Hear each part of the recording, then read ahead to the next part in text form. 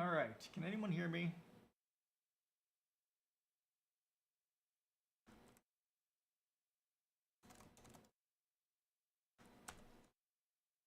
All right. So I'm gone live. I'm sorry I'm so late. I've been having issues with my sound, not just here, but at our yoga studio. So we've got a whole audio visual massive clusterfuck happening here and where I'm at. Just my using the Beacon Mix Create, which is a little fidgety, but also the NVIDIA broadcast, which is also having its own issues too. Hey, what's going on, man? Welcome. Glad to see you. Come on in. I am just not at all ready. How are you doing today? I gotta figure out what the fuck I'm doing because all my tech is deciding to not work. It's humid. It's not too bad up here. I'm from Wisconsin. We're South Central Wisconsin. Where are you from? Me too.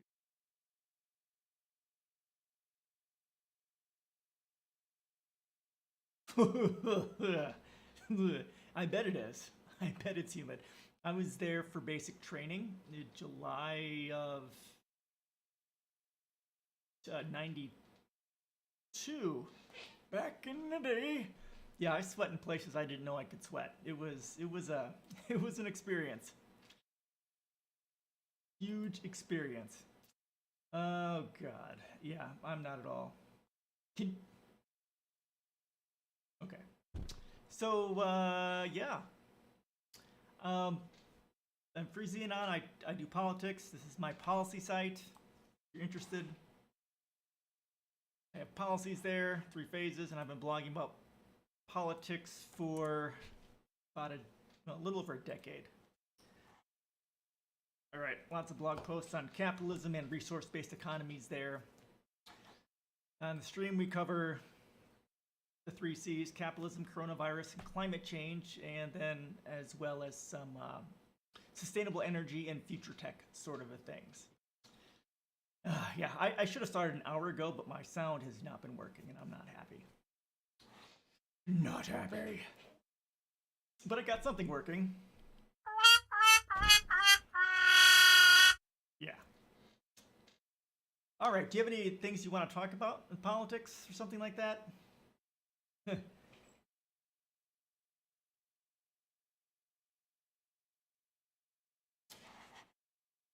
found this meme on Facebook. It's pretty cool. It's I'm breaking up with you, she says. I say, is it because I always say that would never happen in a resource-based economy when preventable shit happens under capitalism? Yes. Under breath, that would never happen in a resource-based economy. This is such an amazing meme. I shared it with my wife too. She didn't get it all that much, but she doesn't listen to me talk anyhow because, I talk about politics all the time, and she just like, yeah. So this is cool. We have my links up and running. Yikes. Just yikes. Yeah, let's see what I've got. Mostly tech stuff here. A lot of stuff from previous weeks, which I haven't covered yet. Oh, what the?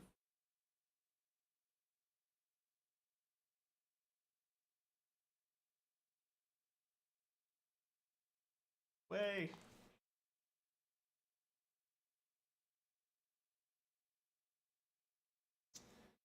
Shitty web development. Son of a bitch.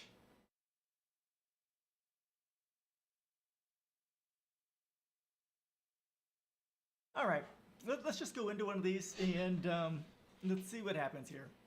I'm super behind, so let's just start getting into one of these articles. A new method boosts wind farms' energy output without new equipment. By modeling the conditions of an entire wind farm rather than individual turbines, engineers can squeeze more power out of existing installations. Yeah, looking at the turbulence flow. Yep. So the illustration shows the concept of collective wind farm flow control flow control. Existing utility-scale wind turbines are operated to maximize only their own individual power production, generating turbulent wakes, shown in purple, kind of see here, which reduce the power production of downwind turbines. The new collective wind farm control system reflects wind turbine wakes to reduce this effect, shown in orange. Okay, so kind of adjust things to move it to the side instead of going directly into the next turbine. The system increased power production in a 3-turbine array in India by 32%. Okay, that's pretty significant. And it's pretty ridiculous not to do this as a whole field. Honestly, looking at microgrids and stuff like that, this whole array should be controlled by AI to maximize its output. I mean, it's a whole system. Just because there's one wind turbine doesn't mean that it doesn't affect the other turbines. So it's kind of ridiculous that they have to actually do this. They should be doing it already.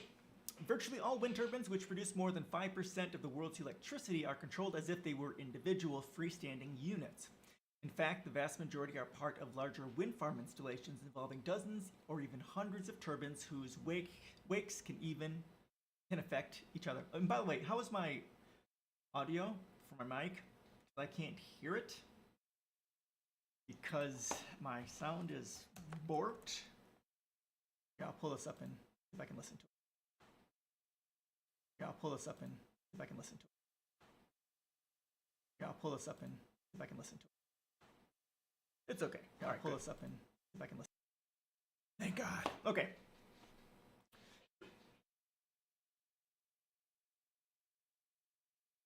Now, engineers at MIT and elsewhere have found that with no need for any new investment in equipment, the energy output for such wind farm installations can be increased by modeling the wind flow of the entire collection of turbines and optimizing the control of individual units accordingly. The increase in energy output from a given installation may seem modest, it's about 1.2% overall, and 3% for optimal wind speeds, but the algorithm can be deployed at any wind farm, and the number of wind farms is rapidly growing to meet accelerated climate goals.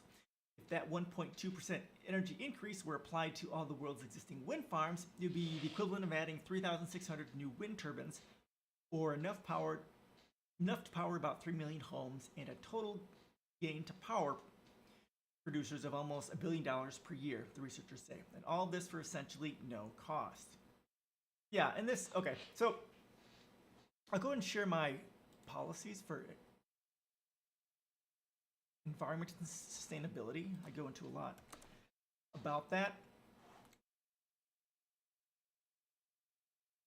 There was a post that was shared last year by Gaming Mind talking about how Amazon, Google and Microsoft, it was Google and Microsoft, who were helping fossil fuel industry to maximize their production, which they shouldn't be doing. They should be working with wind farms and solar arrays and working with geothermal and various other sustainable technologies to try and maximize the production there.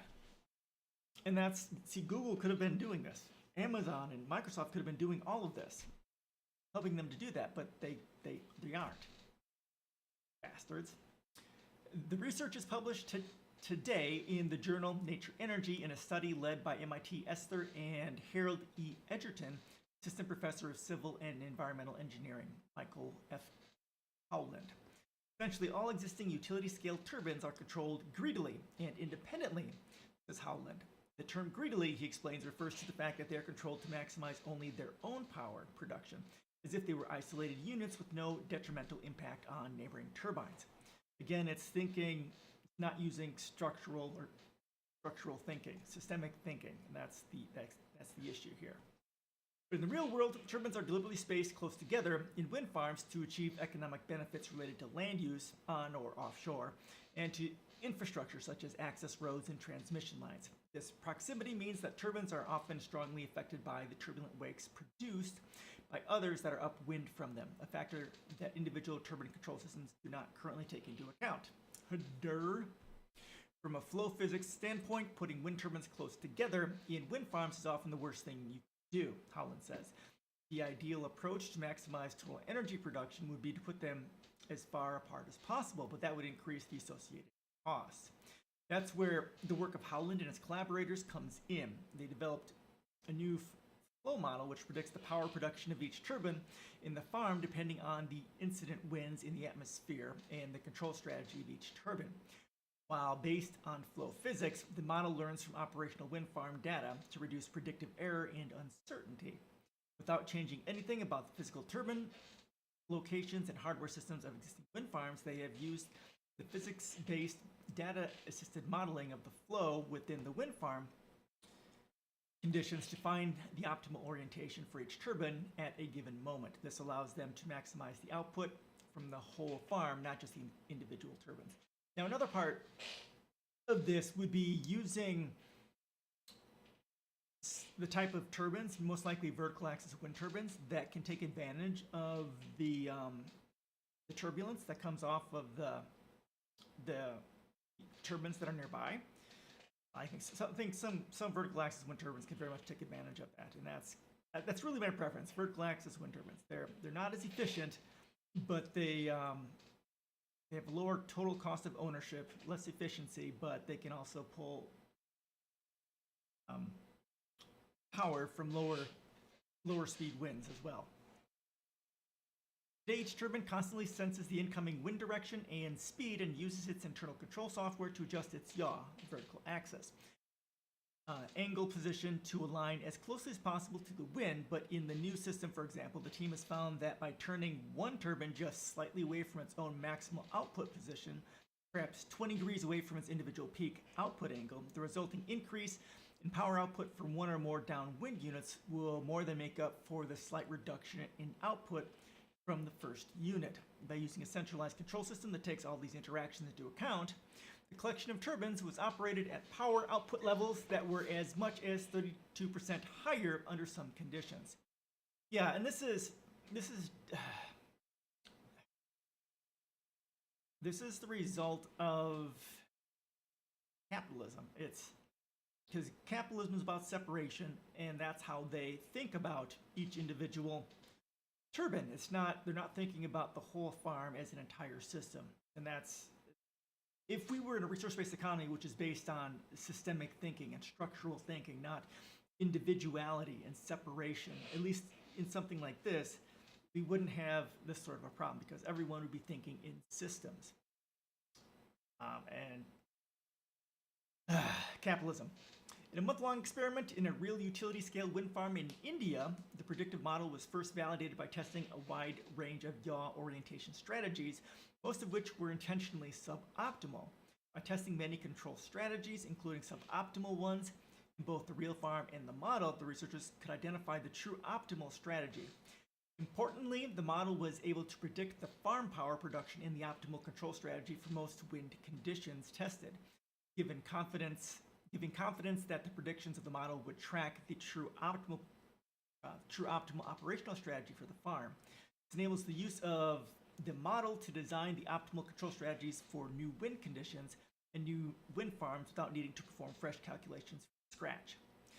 Then a second months-long experiment at the same farm, which implemented only the optimal control predictions from the model, proved that the algorithm's real-world effects could match the overall energy improvements seen in simulations. That's good.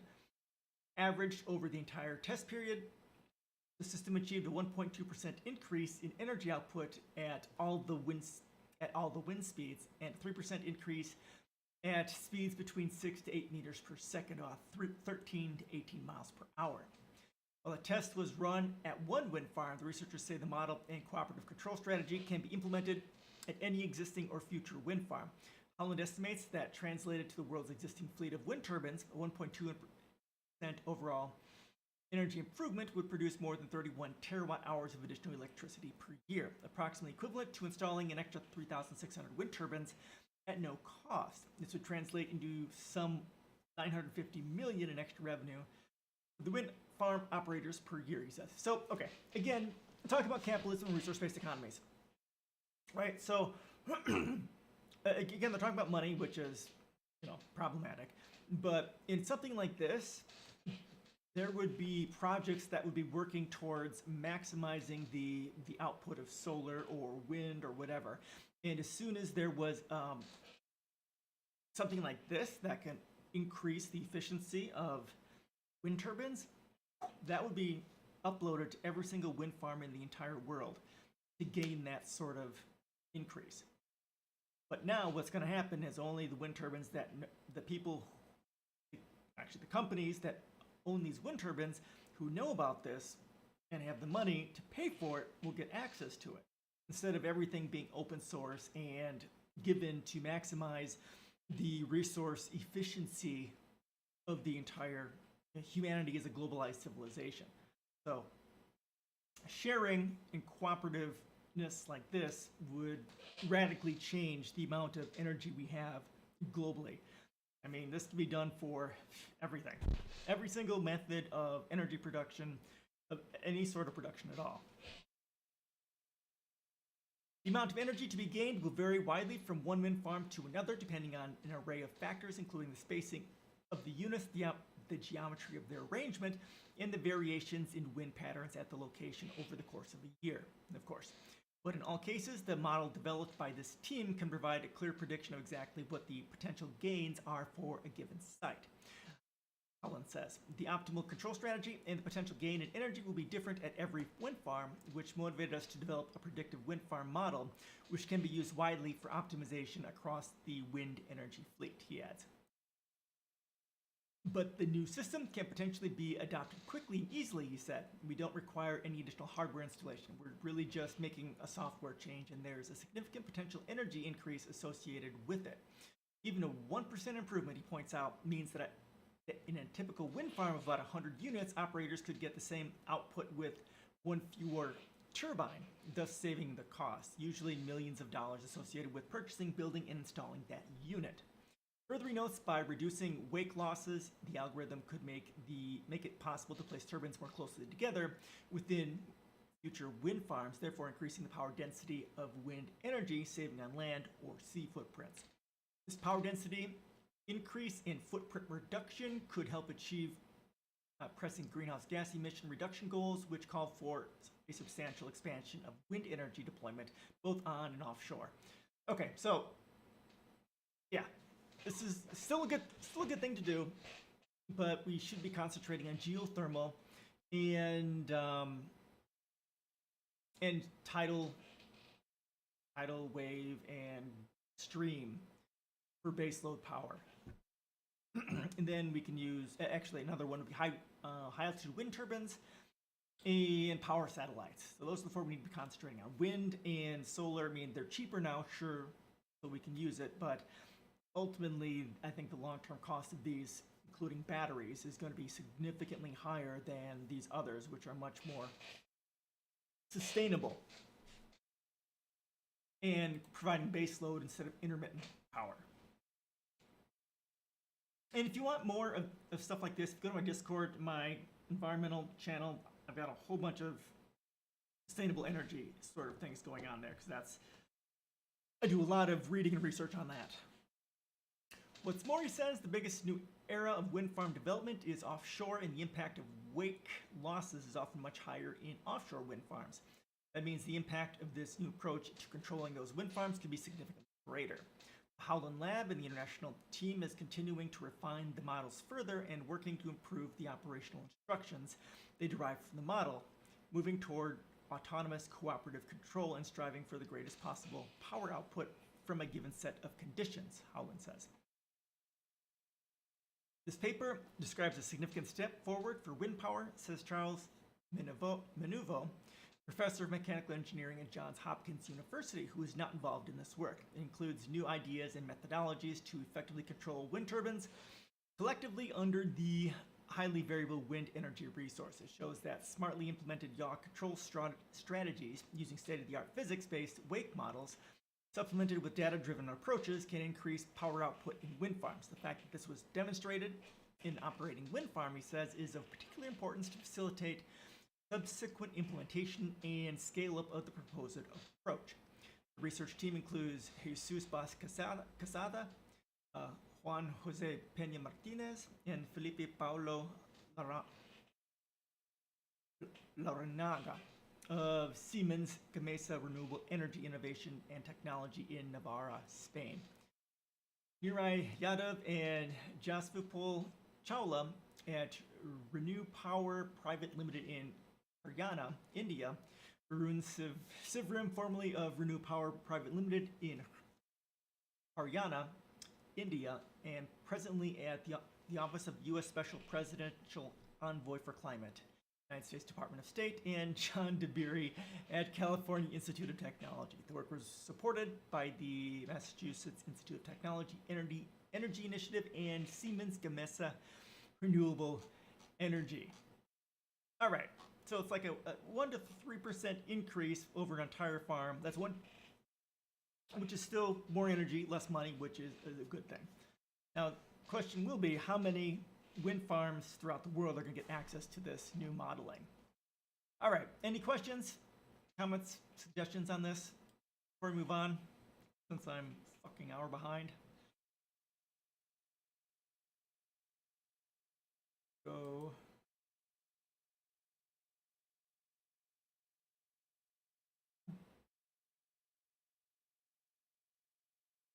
Here, let's go to this one. We'll do some tech right away.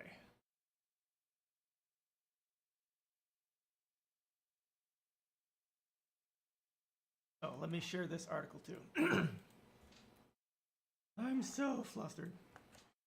Sound, damn it. All right, let me get this, update my thing.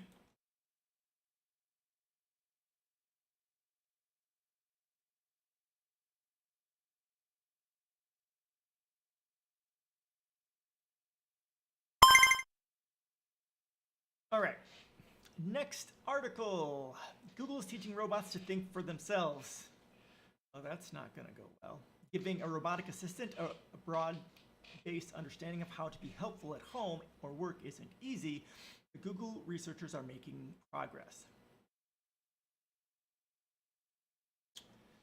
I'm standing in a kitchenette at a Google office in Mountain View, California, observing a robot work. It's staring at items on a counter: bubbly water, a bag of whole grain chips, an energy drink, a protein bar. After what seems like forever, extends its arm, grabs the chips, rolls a few yards away, and drops the bag in front of a Google employee. I am done, it declares.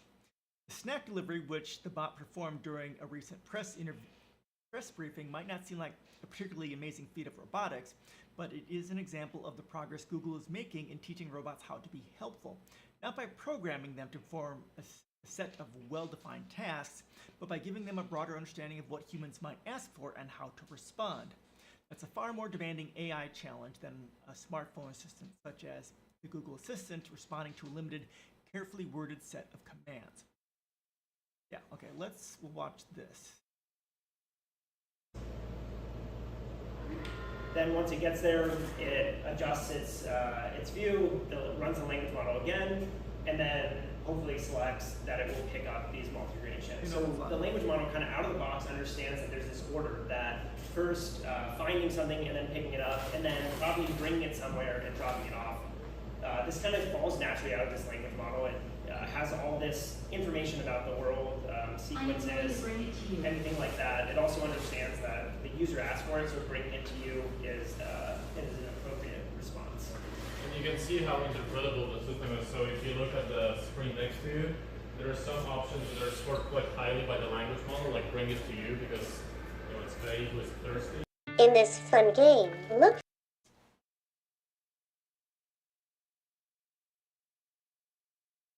Okay.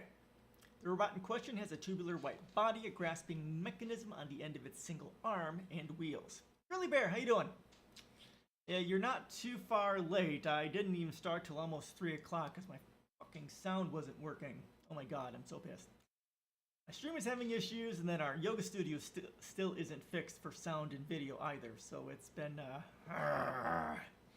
frustrating, frustrating AV weekend. How have you been?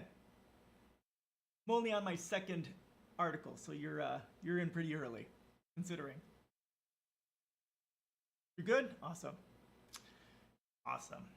Yeah, I guess NVIDIA broadcast isn't working too well. It's just crashing. I think that's the primary issue. I'm taking my microphone straight into OBS and then adding filters on from there. Ugh. You have me turned up more? Okay, good. Is my mic okay? How's my sound?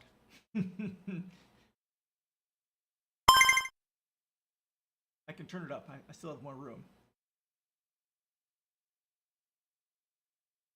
Up here. Up here. It's coming in low? Okay. Is this a little better? So I have it up here. How's that? Is this better? Hopefully this is a little bit better. I have it maxed on the beacon and I have it maxed here. Maybe there's somewhere else I can turn it up. Let's check over here. Let us check over here. La la la la la la la. La la la la la. That's better? Okay. All right. Good. So we've got a friend of ours going over, coming over to our studio to check out the sound and camera issues. I've reached the end of my ability to troubleshoot it, and it's fucking pissed. Ah, I'm so pissed. We're on week 2 of this. I don't know. I'm not sure what the issue is. Hopefully, he does desktop support, so hopefully he can help me figure that out. So right now, reading about Google's robot and its AI kind of predicting what people want and doing it. I've got my green screen up differently today too. I have actually pinned to the sloped roof, and it works pretty good actually. I was kind of worried about how the hell I was going to do that, but this works pretty well. Our first article, I'll go ahead and share that with you too. It's on. It's not a big thing. It's just people did a study using AI and physics modeling to predict how an individual turbine, how turbines will affect the turbines downstream of them, and to adjust them. Amazon buying Roomba for the layout kit? I have not. Do you have an article on that?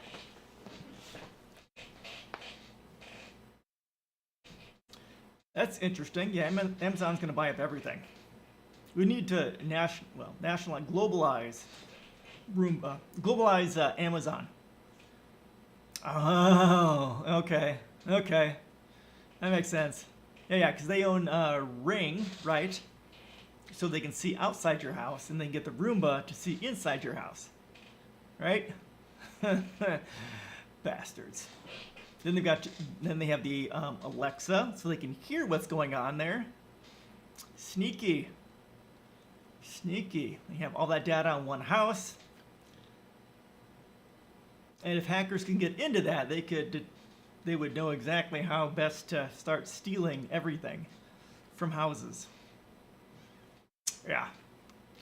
Interesting. If you have an article on that, throw it on there. I definitely want to take a look at it. Amazon's getting too big for their britches. Most definitely. Most definitely.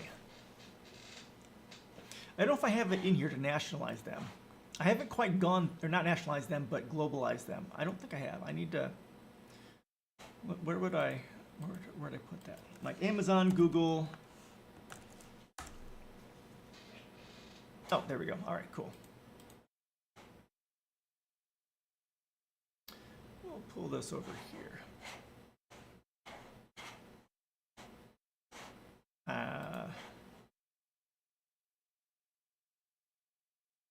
I haven't yet. I probably need to.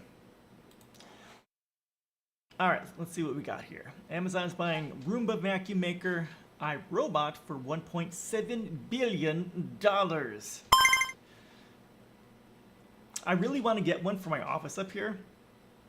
It'll help control the dust, so I don't have to worry about my computers so much. Oh yeah, this is iRobot Terra lawnmower shown in Bedford. This would also be nice. See, if a small community could buy a few of these and just have one person go around. Actually, you don't have to have one person go around, but you know, share this throughout the community and just mow everyone's lawn. This needs to come with a bag as well. All right, Amazon on Friday announced it has agreed to acquire the vacuum cleaner maker iRobot for approximately $1.7 billion, scooping up another company to add to its collection of smart home appliances amid broader concerns about its market power. iRobot sells its products worldwide and is most famous for the circular-shaped Roomba vacuum, which would join voice assistant Alexa, the Astro Robot, and Ring security cameras and others in the list of smart home features offered by the Seattle-based e-commerce and tech giant. I'm surprised Google hasn't sucked them up earlier. The move is a part of Amazon's bid to own part of the home space through services and accelerate its growth beyond retail, said Neil Saunders, managing director at Global Data Retail. A slew of home cleaning robots adds to the company's tech arsenal, making it more involved in consumers' lives beyond static things like voice control. Amazon's Astro Robot, which helps with tasks like setting an alarm, was unveiled last year at an introductory price of $1,000. But its rollout has been limited and has received lackluster response. Okay, let's check out what this thing is. $1,000. Oh, it's got a tablet for a face, and it's like a dog. Pro monitoring with Alexa. Of Ring Protect Pro. Okay, so it connects to Ring and Alexa. So Alexa can follow you around. Designed to protect your privacy, turn off mics, cameras, and motion in one press of a button. Okay. Okay, so it's just a really expensive mobile Alexa. Yeah, not so useful. Okay. The company hasn't had much success with household robots, but the iRobot acquisition and the company's strong market reputation provide a massive foothold in the consumer robot market that could help Amazon replicate the success of its Echo line of smart speakers, said Lianji Su, a robotics industry analyst for ABI Research. Su said it also illustrates the shortcomings of consumer robotics vendors like iRobot, which struggled to expand beyond a niche product and was in a race to the bottom competition with Korean and Chinese manufacturers offering cheaper versions of a robotic vacuum. Okay, all right.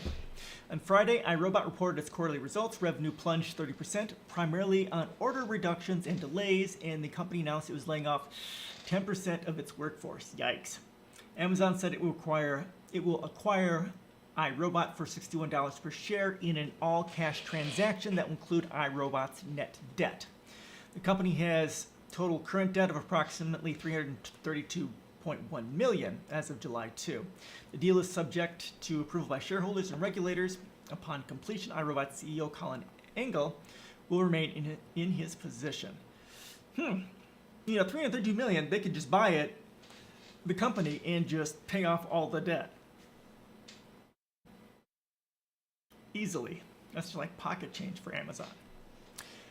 Noting that iRobot has been running its robotics platform on Amazon's cloud service unit AWS for many years, Su said the acquisition could lead to more integration of Amazon's speech recognition and other capabilities into vacuums.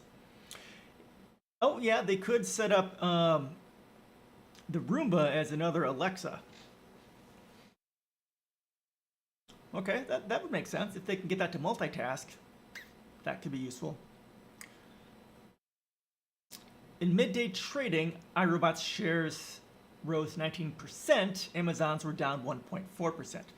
The deal comes as anti-monopoly advocates continue to raise concerns about Amazon's increasing dominance. The purchase of iRobot is Amazon's fourth largest acquisition, led by its $13.7 billion deal to buy Whole Foods in 2017. Last month, the company said it would buy the primary care provider One Medical, in a deal that valued roughly at $3.9 billion, a move that expanded its reach further into healthcare. Yeah, that's not going to go well. I covered that previously. On Friday, groups advocating for stricter antitrust regulations called on regulators to block the iRobot merger, arguing it gives Amazon more access into consumers' lives and furthers its dominance in the smart home market. Okay, the last thing America and the world needs is Amazon vacuuming up even more of our personal information, said Robert Weissman, a president of the progressive consumer rights advocacy group Public Citizen. So, I mean, yeah, unless they're big enough now that pretty much anything they do is going to increase just about, every single aspect of their business in gathering more consumer data. So either the answer is break them up or take them publicly own them, nationalize them, globalize them, whatever, or quit bitching about it. That's pretty much the only thing they can do now. Break it up or quit bitching. This is not just about Amazon selling another device in its marketplace, Weissman said. It's about the company gaining still more intimate details of our lives to gain unfair market advantage and sell us more stuff. Landmark antitrust legislation targeting Amazon and other big tech companies has languished for months in Congress as prospects for votes by the full Senate and House have dimmed. Last month, Senator Amy Klobuchar, Democrat from Minnesota, who heads up the Senate Judiciary Antitrust Panel, urged the Federal Trade Commission to investigate the One Medical acquisition in the mold of other critics who've called on regulators to block the purchase over concerns about Amazon's past conduct and potential implications for consumers' health data. Regulators also have discretion to challenge Amazon's $8.5 billion buyout of Hollywood studio MGM, which was completed earlier this year. Wow. So they have their own Amazon production studio and they've got MGM. Wow. Founded in 1990 by a trio of Massachusetts Institute of Technology roboticists, including Engel, iRobot's early ventures led to rovers that could perform military and disaster relief tasks in the aftermath of September 11 attacks.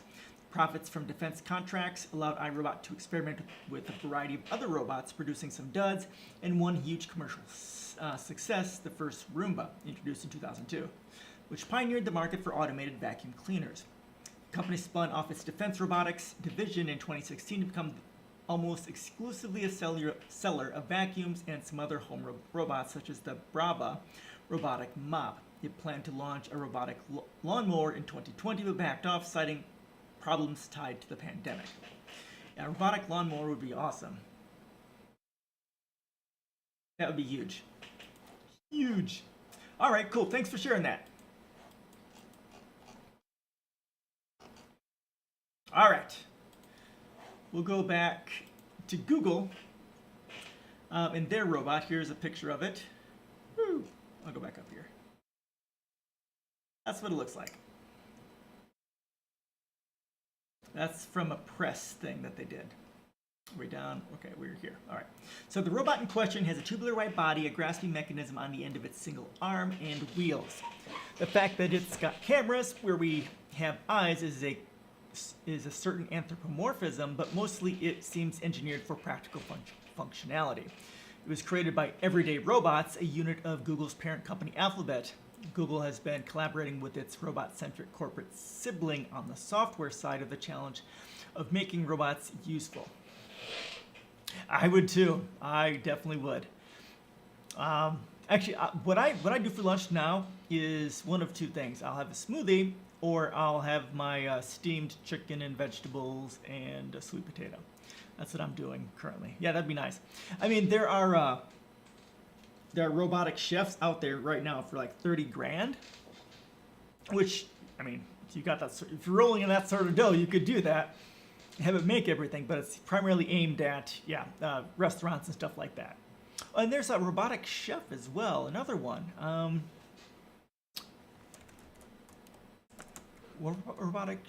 can't spell. Chef, where was it? No. What is the one that this one here.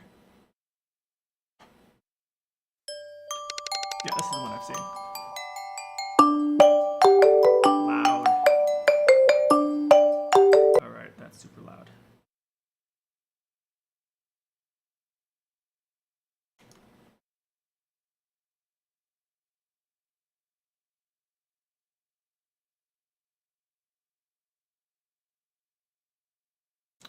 we'll open this one. We'll take a look at that one next, I think.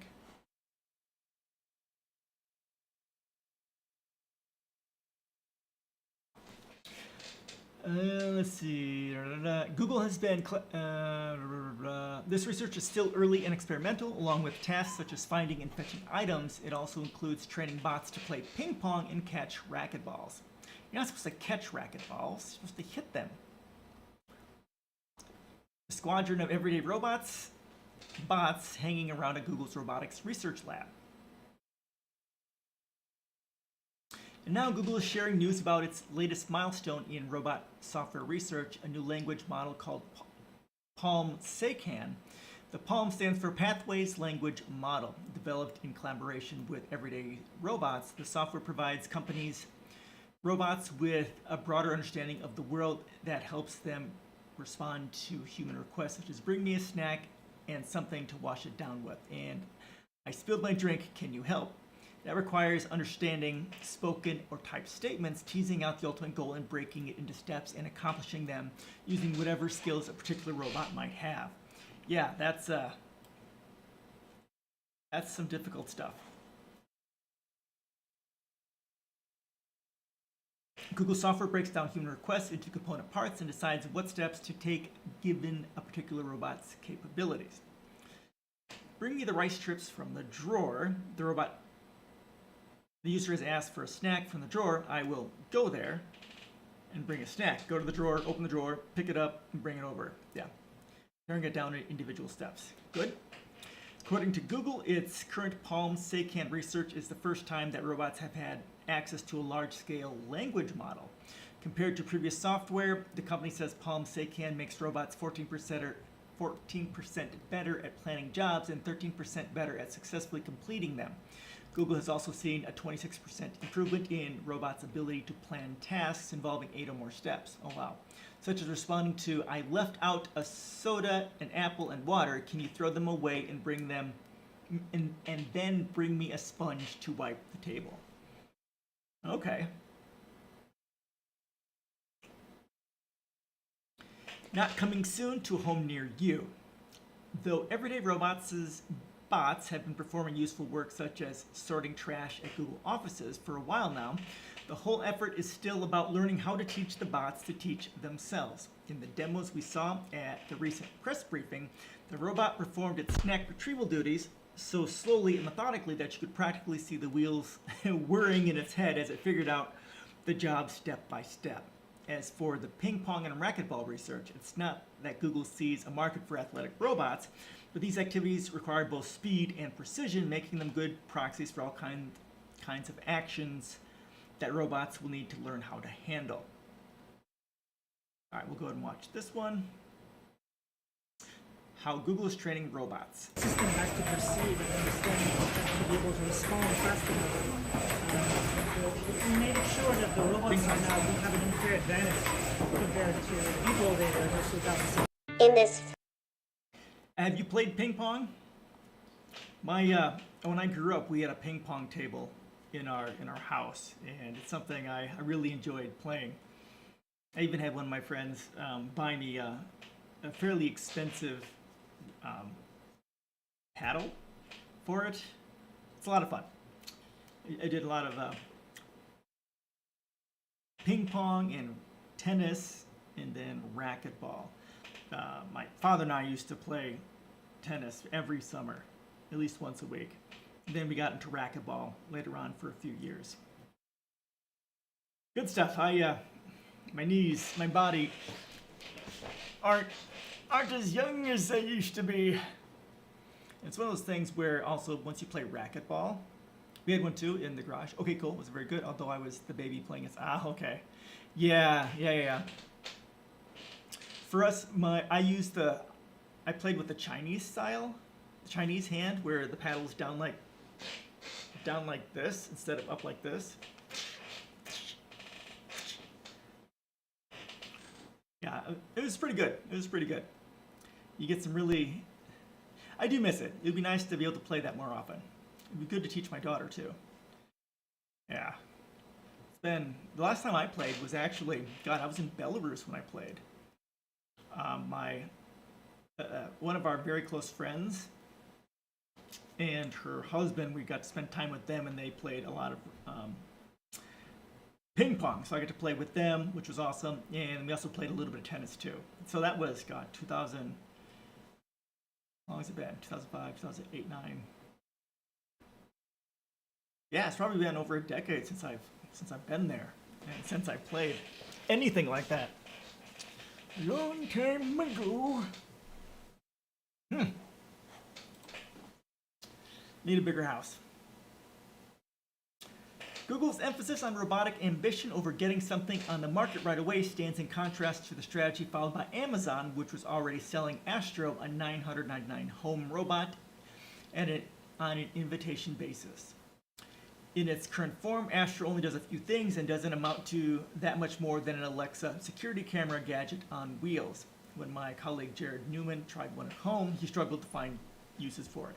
Yeah, and we just read that article on that, which you shared, which was awesome, and that's pretty much my thoughts on it too. You pretty much, if they get access to iRobot, it'd be better just to put that Alexa software and capability onto their Roomba and other things instead of having this robot which has such limited capacity that it doesn't really do much more. Google Research Robotics lead Vincent Van Hook told me that the company isn't yet at the point where it's trying to develop a robot for commercial release. Google tries to be a company that focuses on providing access to information, helping people task in their daily lives, he says. You can imagine a ton of overlap between Google's overarching mission and what we're doing in terms of more concrete goals. I think we're really at the level of providing capabilities and trying to understand what capabilities we can provide. It's still a quest of what are the things that the robot can do, and can we broaden our imagination about what's possible. In other words, don't assume you'll be able to buy a Google robot anytime soon, but stay tuned. All right, there you go.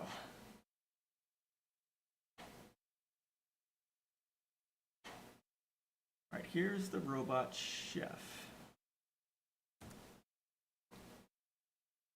This is more than 3 months old. This is from May.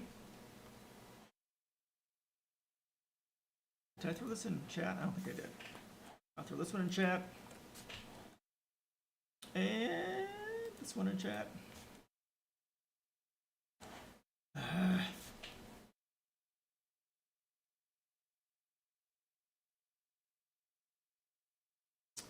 Come on. Son of a bitch.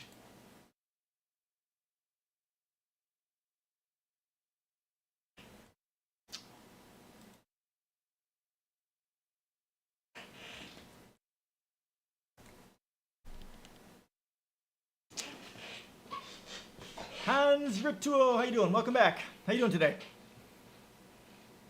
Most everything, honestly.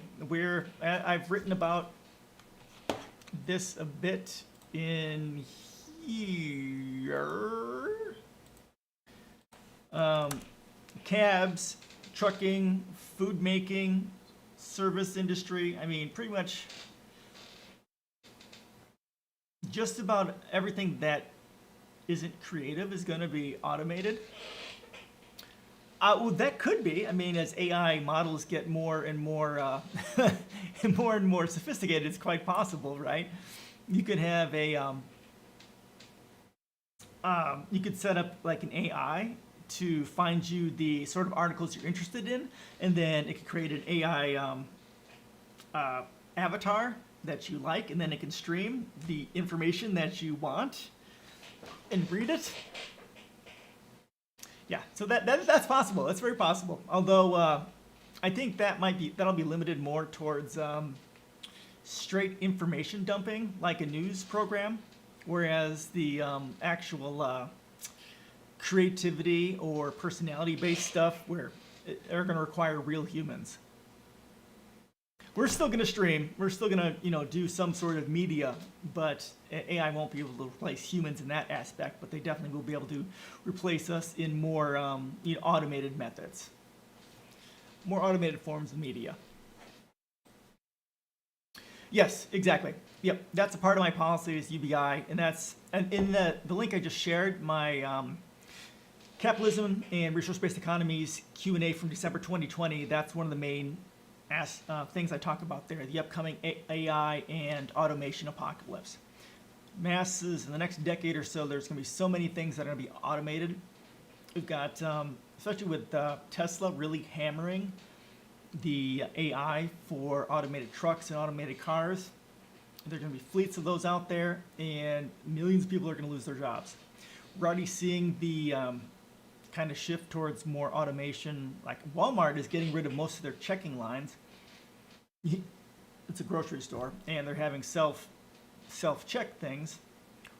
Yeah, UBI is going to be very important as the as automation takes hold. It's going to be required. Otherwise, people are going to die in the streets. Not that capitalists care about that. As long as they get their government subsidies, they're going to be fine.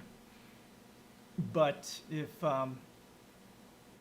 America has any soul, which it doesn't, they would be doing UBI or something like that. Housing is a human right, UBI, universal health care, universal education, universal pre-K and stuff like that, universal daycare, right? I mean, that's all my policies. Without that sort of stuff, automation is going to be devastating. Devastating. And it's going to be harder than hell for the people who lose their jobs due to automation, especially early off, to reskill. If we don't have UBI, if we don't have, housing as a human right, if we don't have universal health care and universal education, all those things are needed for all the jobs that are going to be lost due to automation. They need housing, they need support, and they need the time to reskill. And none of that is possible unless you have UBI, healthcare, education, and so on and so forth. Like, I've wanted to go back to school for a very, very long time, over a decade, and I haven't been able to do so because of all those things. And because student loans, I still have 30 grand in student loans, and I was accepted into an online university for creative writing because I want to specialize in novel writing quite a long time ago. What school or what degree program? School, whatever is appropriate, both. I don't really have a specific school in mind. Basically, I'd have to do something online, and I don't know. What would I want to do? Throughout the last decade or so, I've gone from constitutional law to creative writing, novel writing, getting a degree in divinity, in religion, from the Starr King University. It's a Unitarian Universalist university, getting a theology degree or something like that. Getting a degree in political science, getting a degree in journalism, broadcast journalism, streaming and that sort of a thing, radio. But what would I do now? I don't honestly know. It'd be difficult to know. I think I would probably have to find a degree that would really support a resource-based economy, something that looks at systemic and structural analyses of things. Maybe a degree in informatics. I think that's what it's called, data informatics, where you can aggregate data and look at it to, figure out what the data says. Maybe something like that. I don't know. Maybe novel writing, because I still want to do a lot of writing, but time. I got to work. Although I do love my work. My work is amazing. I do accessibility stuff. If I could get a degree in accessibility, that'd be nice. That'd be nice too. I don't know. Well, we'd have to see. If I ever had the opportunity, then I'd really have to think about it. Where I work now, Western Governors University. Good, I'm marketing, okay, I'm looking at online reading. Oh, okay, cool. I think I work at Western Governors University. I think they have one. Data management and analytics BS, and cloud computing. Don't they have a master's in this? They have BS? Where's Okay, so this is the, yeah, so here's the, I'll share this with you. That's the bachelor's program, and then the master's. Here, I'll share it with you.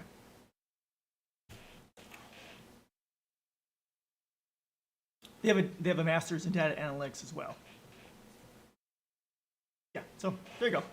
The neat thing about WGU is they're based on, they have 6 months terms, and then you pay for that, and then if you can fit however many classes you can complete in that 6 months, you can do those. They've had cases where a person had the time and they completed a bachelor's degree in that 6 month period. So depending on how much time you have, and if those degrees look good to you, that would be a place to go. It's all online. All online. I was pretty, I've only been there 3 months, but just from what I've heard about them, just from orientation and other stuff I've learned, it's a really neat system. So something to think about if that's what you want to get into. Yeah, I don't know. It'd be tough. Maybe someday I'll have to worry about that. You're welcome. You are welcome. Yeah, I might have to talk to some people in the resource-based economy field and see what, if there are degrees, what the name of degrees are that could do systemic and structural sorts of things. If Biden relieves student debt, so here's the thing with Biden.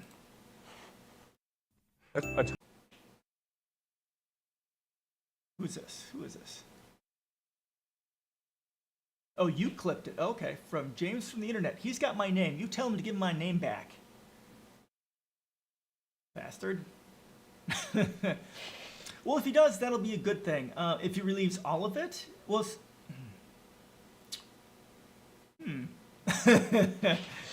you're taunting me. If he does, I don't think he will. He's a corporate whore of the highest order. As a matter of fact, he's the one who championed the law that makes sure that people cannot get out from under student debt in bankruptcy. He's the architect of that. At most, what I think he would do is do the $10,000 of relief. That's still not going to matter to me. I mean, I'd have to get rid of all of it, and then I could throw another 15 grand on there. I have to look at the numbers, but I would think about it then. Definitely, if he got rid of all of it, but he's not going to. Not going to. Okay, let's see what Girly Bear's taunting me with here. Autonomous cars will definitely be a reality. A Tesla car next year will probably be 90% capable of autopilot. Like, so 90% of your miles could be on auto. You know, for sure highway travel. We're probably only a month away from having autonomous driving, at least for highways and for relatively simple roads. Like a Model S and Model X at this point can drive autonomously with greater safety than a person right now. End of next year, self-driving will be... Autonomous cars will definitely be... Okay, I see what you're saying. Okay, you have a definite point there.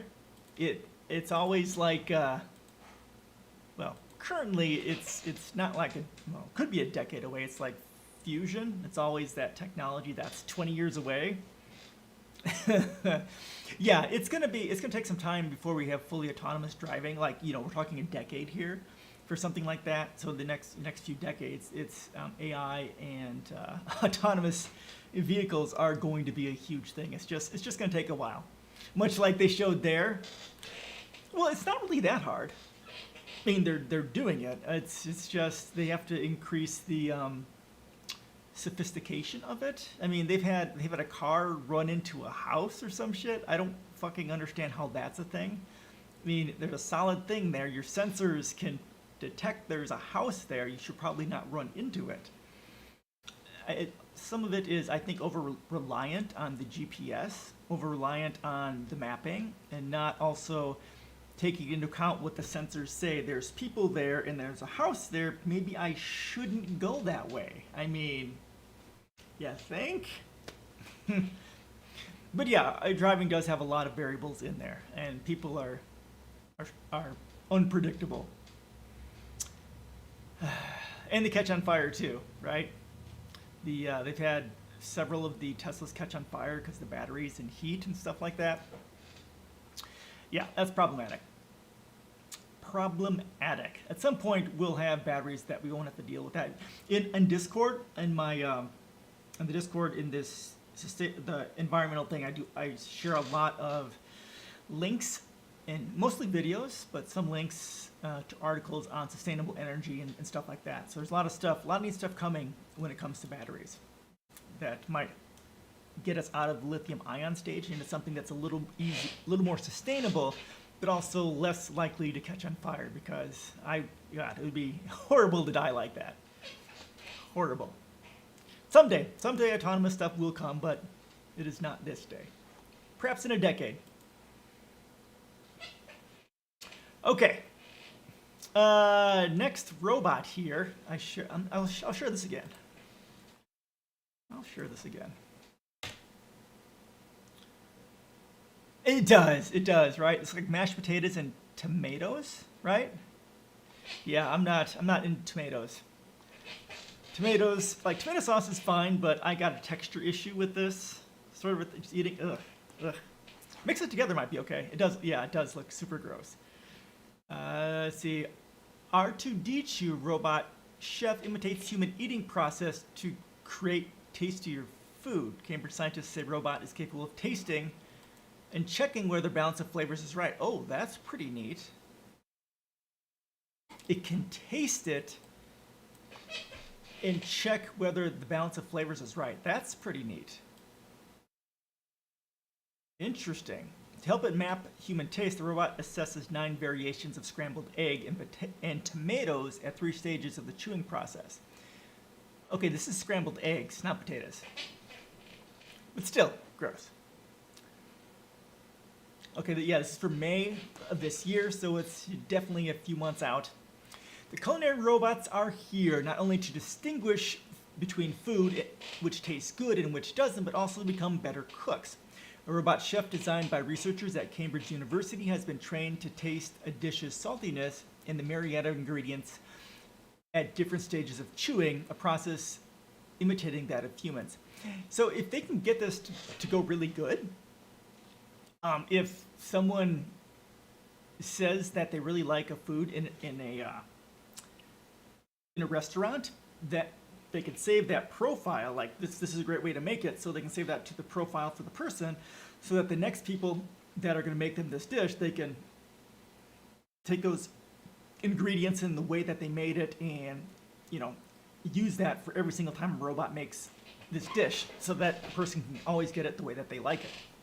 And then as they go on, they can further modify and adjust the taste profile of the person, so that robots can know better how to create stuff for an individual person. It is a step above current electronic tasting that only provides a snapshot of a food's salinity.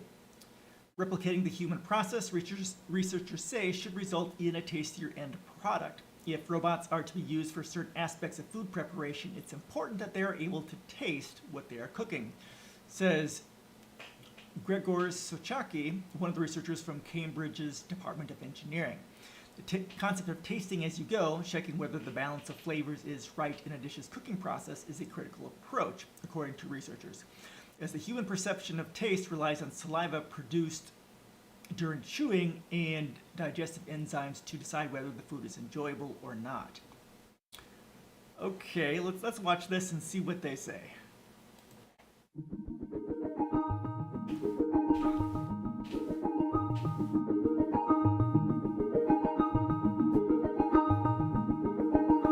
Robot is learning to be a better cook by tasting its food.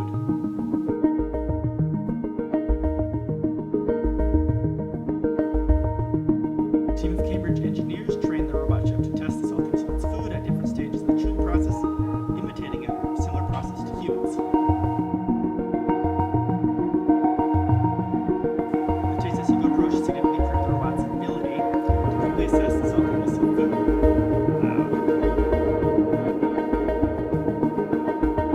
Our perception of taste changes as we chew our food, so training robots to do the same could make them better cooks in the future.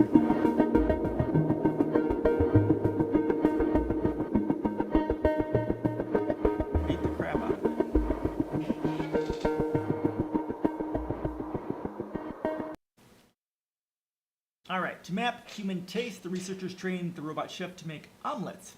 It then tasted 9 variations of scrambled eggs and tomatoes at 3 stages of the chewing process. A salinity sensor attached to the robot's arm provided readings as the robot prepared dishes. To imitate the chewing progress, the team blended the egg mixture and had the robot test the dish again.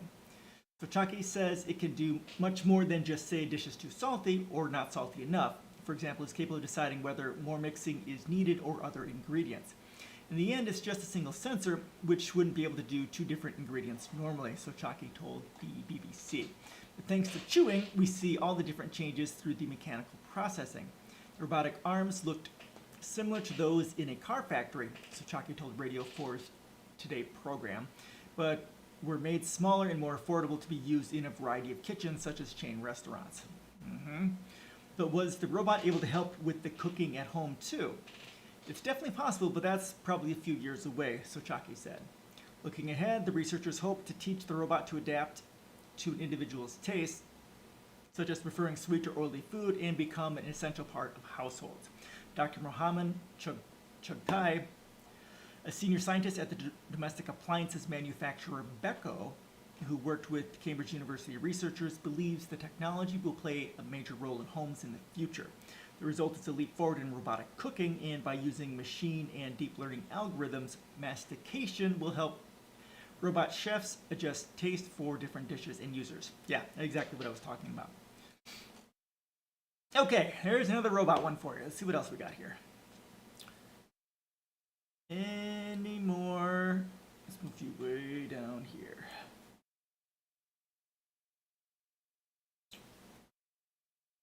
Okay, let's go to this. This is not... That's not technology. Oh, okay. Okay, let's go... I found one. Hold on. Where is it? There's one on algae. Here we go. Let's go and go through this one. Actually, we'll go through both these. Yeah, we got time yet. All right. So, questions, comments before we continue on? Oh, this is kind of old. Let's stop. Stop. This is from 2 years ago, January 2020. I think I remember hearing about this. But let's... What the fuck is your problem?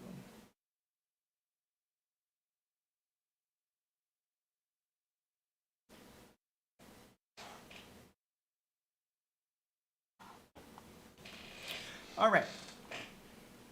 Did I share this? I did not. We'll share this. All right, there we go. This is from Return to Now. This is from January of 2020, so it's been a while. India state bans all pesticides, wildlife, crop yields, and tourism flourish. Shocking. I know. State goes 100% organic, wildlife returns, crop yields improve, tourists flock. Yeah, if there's less, yeah, this is no shit, Sherlock. All right, governments around the world are looking to the Indian state of Sikkim to see if going organic is viable. So far, all signs are pointing to yes. The state banned the import of pesticides. The state banned the import of all pesticides, herbicides, synthetic fertilizers, and GMOs in 2003, becoming the world's first fully certified organic state in 2016. Well, that's fucking cool. Okay, cool. I've been to the Philippines. I was there for 2 weeks in like 2005, 2006, somewhere around there. I was there. My best friend and I were there visiting a friend of ours who's a foreign exchange student our senior year. So she was getting married.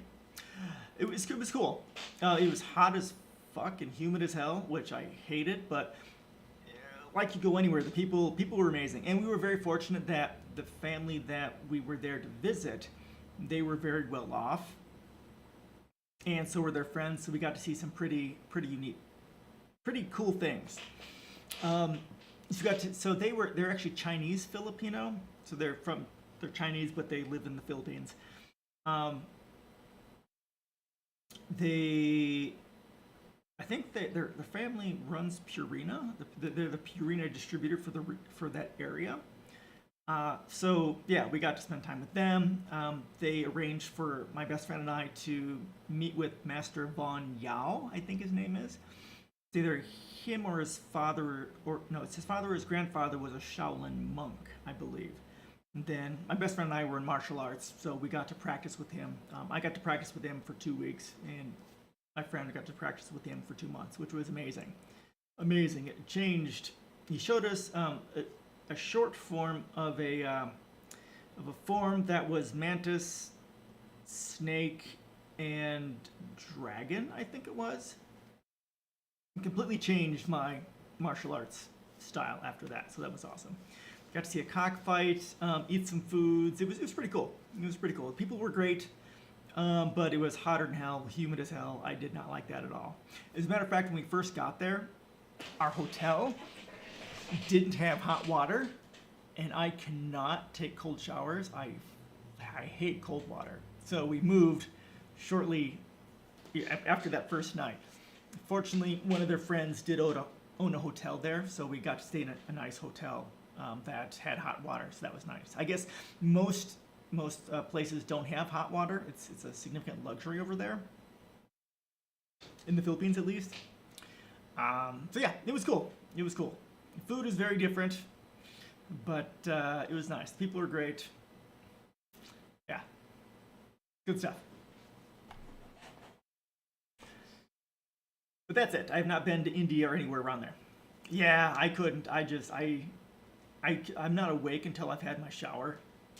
Yeah, it was cool. I was just in a very fortunate, privileged situation because people who were there were also very privileged in that area. So yeah, it was good. It was good. Pretty much when I was in Europe following my graduation from college, I went to 4 countries, and there I was visiting friends. None of them were well off, but at least I was there. I was visiting friends, and I didn't have to worry about getting around and stuff like that. So that was cool. It's cool. Traveling the world is awesome. It really changes the way you think about things. Because you can, really get to meet people around the world, and you can really start getting that feeling for, what the people, the government of the country isn't the people necessarily. They're very, very much 2 different entities. Like the thing with Ukraine, right? I don't stand with Ukraine, the government, a U.S. proxy that's basically murdering Ukrainians in order to attack Russia. I support the Ukrainian people, of course, because solidarity with the 99% and all, but not the government of Ukraine. Much like Belarus. My wife is from Ukraine. We have friends and family there, or from Belarus. They're from Belarus, and the government is corrupt as fuck. I don't support the government, but the people are there are amazing, and I support the people, but not the government. So sometimes traveling will help you to hopefully see that difference, and hopefully help you to have compassion for people around the world, and also, widen the scope of your village, so it's more of a global village. That's one of the things that we as a globalized species need to do. And that's why in my policies, in my philosophical pillars, that interdependence is the most important part of my policies, that we have to start seeing that our tribe isn't just our country, our family, our business, or whatever, but it's all the people in the world. Not just the people, but also the global ecology. Humans do not stand above and beyond the global ecology, the ecosystem. We are a part of it, as we can see from climate change. What we have done has vastly changed the composition of the air in the environment, which is creating climate change. And that has, of course, having significant effects on weather all throughout the world. So yes, traveling is good. Global solidarity with the people, also good. Governments, bad. There we go. All right. Any other questions? As I continue to babble. At first, farmers struggled with the transition with steep declines in crop yields, but the government promised things would get better in the long run and to compensate for their losses in the short term. A decade and a half later, the cloud-wreathed state is starting to see dividends of its investment, the Washington Post reports. Within 3 years, their harvest returned to what it used to be, says the former BBC News reporter below. All right, let's watch this and see what they have to say. Let me know if it's loud enough.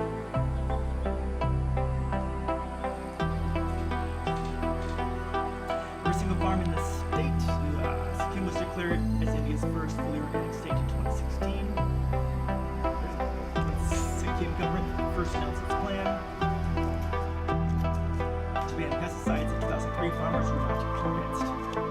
2 साल During the 3 first साल 3 ये years, the पैदावार harvest dropped बहुत dramatically. कम हुआ। तो उस time में हम लोग ये जो young broke us, all of us कृषक small लोग farmers. थोड़ी सी टूट भी गया था कि ये organic got non worried that organic's organic not करने the से right way ये to ठीक go. नहीं होता है कि पैदावार पूरा टोटल ख़त्म हो गया। तो उस That टाइम the में government gave सरकार us ने एक एश्योरेंस insurance. दिया है कि 2 साल 3 साल का जो That they आप would लोग का compensate us पैदावार for our कम losses. होगा उसका भरपाई करेंगे। हमने ट्राई कंटिन्यू करने के बाद में Continued वो and found as that it is after फिर 3 years, रिवाइव farmers हुआ कि survived to what it was. पैदावार पहले जैसा होने शुरू हो गया। Anyone using pesticides in Sikkim could be fined nearly $1,400. Or even be sent to jail for up to 3 months. So why was the government Sikkim free? Keep the good Keeping good health of the soil, soil. Yep. provide quality quality food to food. the people, then provide chemical-free air and water to the people, and also conserve the rich biodiversity of the state. Sikkim is in India's northeast and often overlooked part of the country. Until earlier, this small state was only really known for these beautiful Himalayan mountains. But now it's the organic fields that are attracting the attention.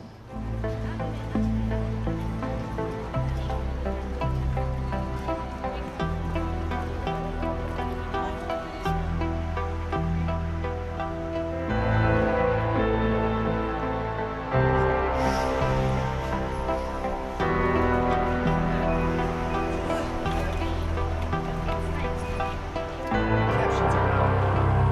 All eyes are on Sikkim to see if its organic mission can be a long-term success. There we go. All right. And now the yield for most crops is actually higher than it was during the days of conventional farming, according to a report by the Center for Research in Globalization. All right, I gotta check my captions and make sure it's going through because it's not.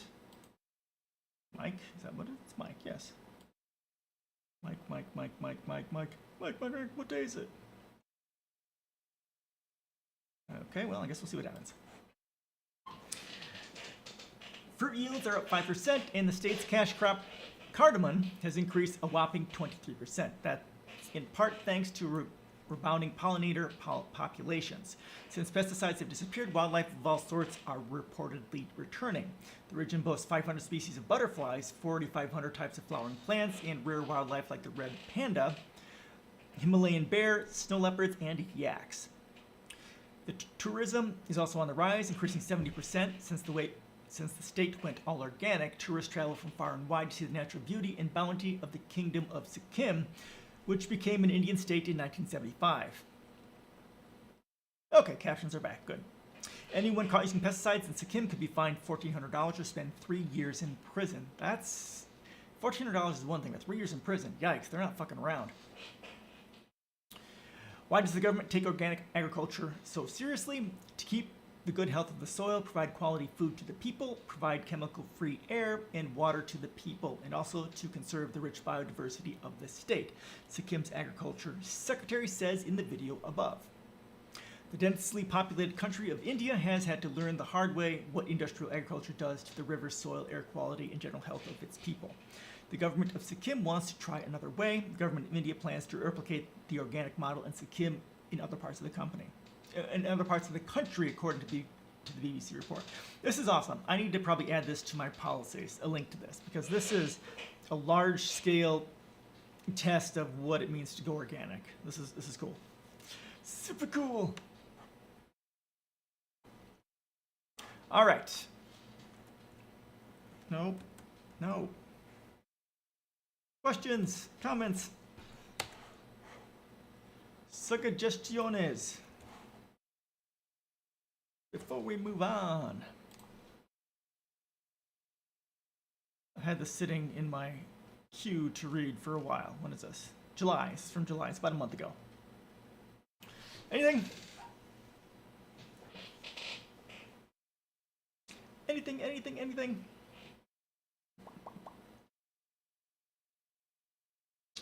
La, la, la, la, la, la. All right. Engineers create world's first carbon neutral cement out of algae.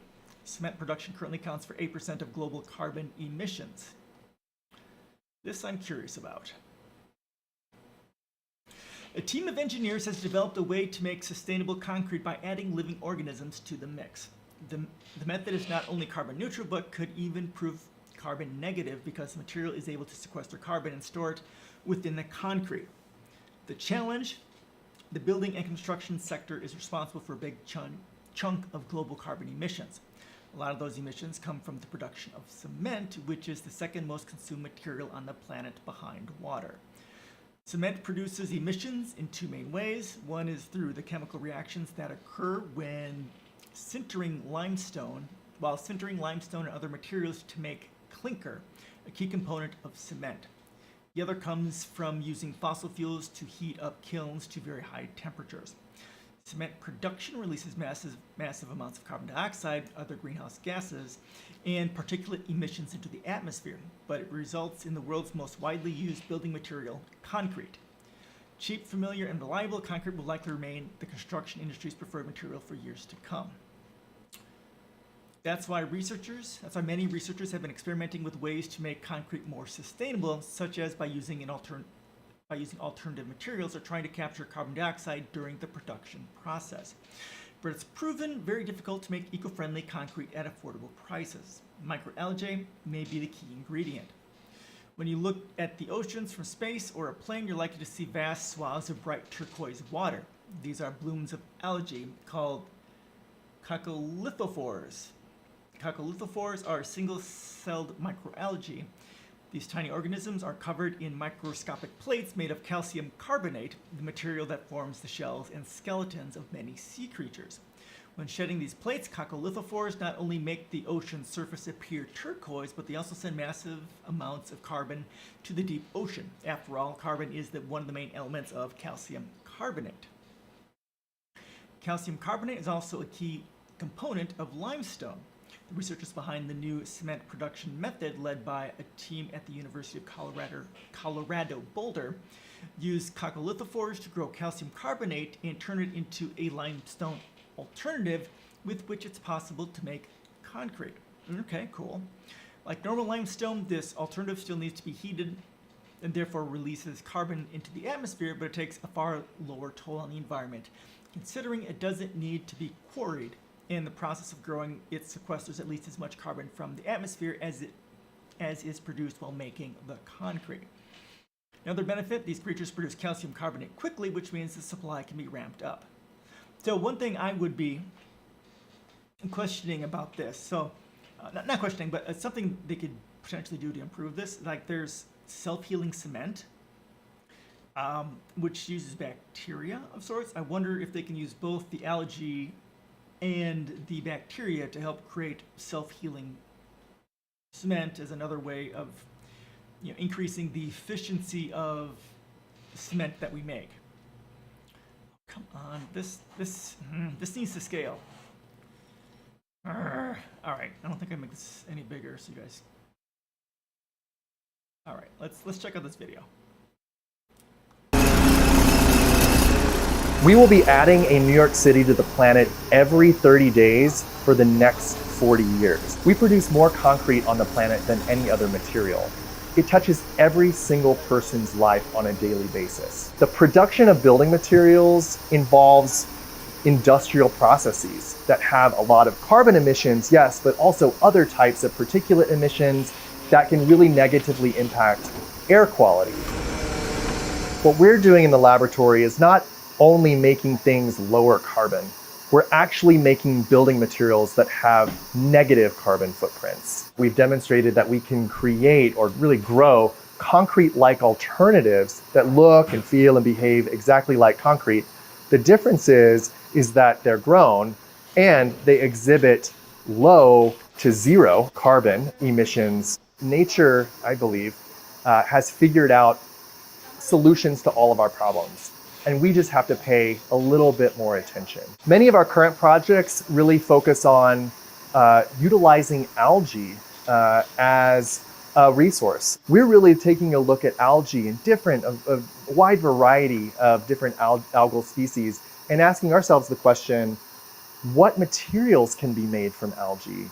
Algae are incredible at sucking up CO2 and storing CO2 in their biomass. If we're innovating new material solutions that are designed to supplant concrete that may have really good environmental benefits, it's important for us to really make sure that this material is affordable, that it's available everywhere in the world. Right now, it's really, really important for everyone to do what they possibly can and ask themselves the question, what can I do to reduce global CO2 emissions and reverse these detrimental effects of climate change? The clean technologies we're working on in my lab are not only able to address the health of the planet, but also the health of humans and non-humans alike.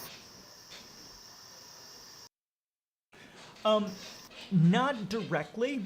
What it does is the algae creates calcium, or creates carbon. Creates calcium carbonate, which is part of what is used to make it. So it doesn't create the whole thing, but it creates one of the components which makes up the cement. I'm not sure how much of it.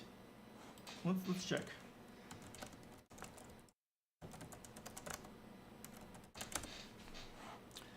Ingredients for cement: calcium, silicon, aluminum, iron, and other ingredients. Oh wow.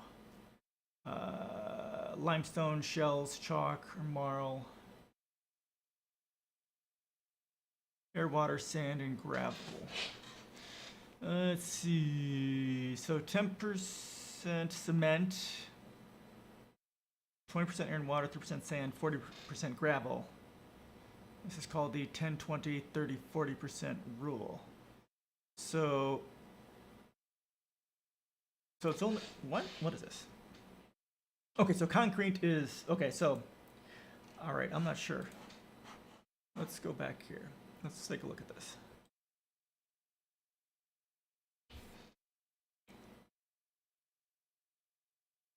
Okay, yeah, so it says cement, not concrete. So it takes cement to make concrete. So cement is 10% of concrete. So it's not a large part, it looks like. It's a much smaller part. Huh.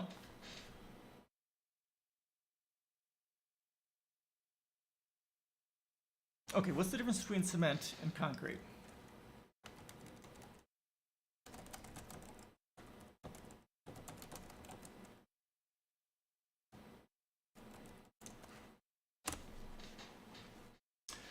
Although the term cement and concrete are often used interchangeably, cement is actually an ingredient of concrete. Concrete is a mixture of aggregates and paste. Okay, the aggregates, okay. They burn tires to make cement. Oh, do they now? That's annoying. Well, what's in the tires that they need? Ugh, burning tires is such a bad thing. Tires are just such a bad thing altogether. We had the article last week or the week before talking about the runoff from tires, which kills fish. Oh, okay, just the fuel for the burning process. Ugh. Yuck. Okay, that's super shitty. Thanks for letting me know, appreciate that. And so here, so cement is just a small, like a 10% part of concrete. Yeah, that's super bad because burning all those chemicals going in the air. Yikes. super yikes. Need more sustainable ways to do that. There's been, we've covered some stuff using like sand or iron as a way of creating a sustainable method of heating something up. So we might not have to burn tires to do that. I think it was in, where the hell was it? It's like in Sweden, one of the Nordic states. They have a company doing that, using sand or iron as a way of, as a sustainable way of creating heat and heating stuff up. We need much more research into sustainable technology, especially creating heat, because yeah, burning tires are just bad. Tires just need to go the hell away. You need to get rid of cars and use trains and buses. We need to completely redesign our city systems around mass transportation. Yeah, tires have runoff, which kills fish in the ground and our water and poisons it, and it also, burning it, poisons the air. Good stuff. Yay, tires. Yay! Okay. The challenge, the building and construction sector is responsible for a big chunk of global carbon emissions. A lot of those emissions come from the production of cement, which is the second most consumed material on the planet behind water. Glad you like that. Yes, I have a Stream Deck XL, which I had for a little over a week. And there's a plugin, there's something you can buy, what's it called?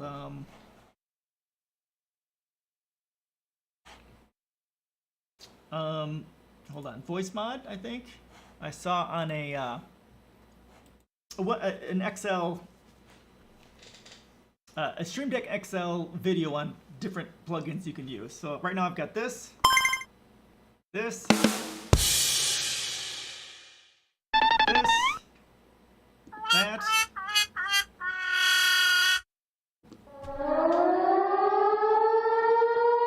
That. There's also a voice changer part of it, but it doesn't work well. It's really crackly. At some point I'll somehow get it figured out and I may end up using it a little bit more. So yeah, step by step I'll figure it out. Cement produces emissions in two main ways. One is through the chemical reactions that occur while sintering limestone and other materials to make clinker, a key component of cement. The other comes from using fossil fuels to heat up kilns to very high temperatures. So this is something we can use a sustainable method to deal with. Cement production releases massive amounts of carbon dioxide, other greenhouse gas. We already read this. We did. Okay. Do you? Okay. Yeah, I have to find some more.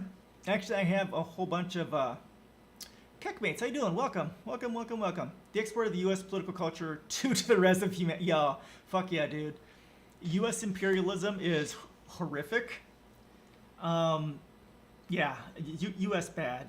Our primary export is terrorism. That's our main export. You know, the United States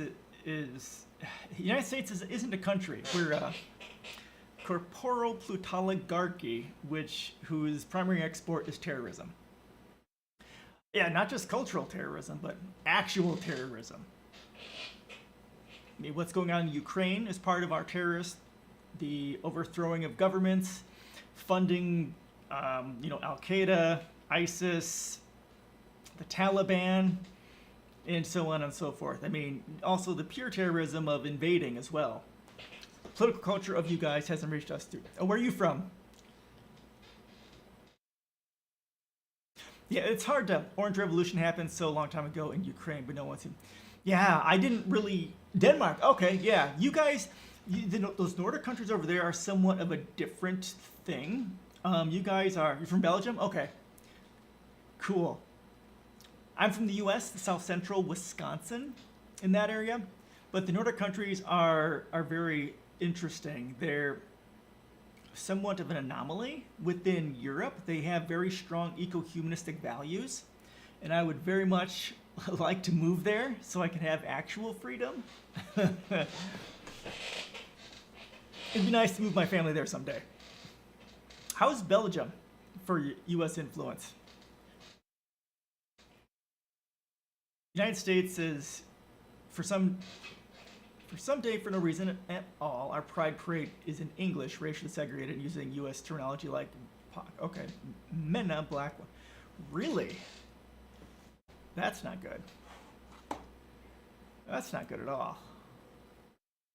Well, the terms POC and BIPOC and stuff is okay. MENA, black, white, nah. We have some politicians who want to have Trump style. Oh, Jesus. Sorry, dog. I'm super sorry. I mean, as far as politics are concerned, the only thing that the United States can export is conservatism, because the entire U.S. political spectrum is right-wing. We've got far right-wing lunatic fringe, and then we have center-right or moderate-right. We have no mainstream leftist political party, which is super sad. So I'm sorry. I'm really sorry. And today there was an anti-abortion rally. Oh, Jesus Christ. In Belgium, which we never have, so I think the stuff in the U.S. started that. Good morning, how you doing? Morning. It's almost 5 o'clock over here. How you doing? See yourselves as Danish rather than white, but this is a generic label, which is political and something that's been pulled over our head. Interesting.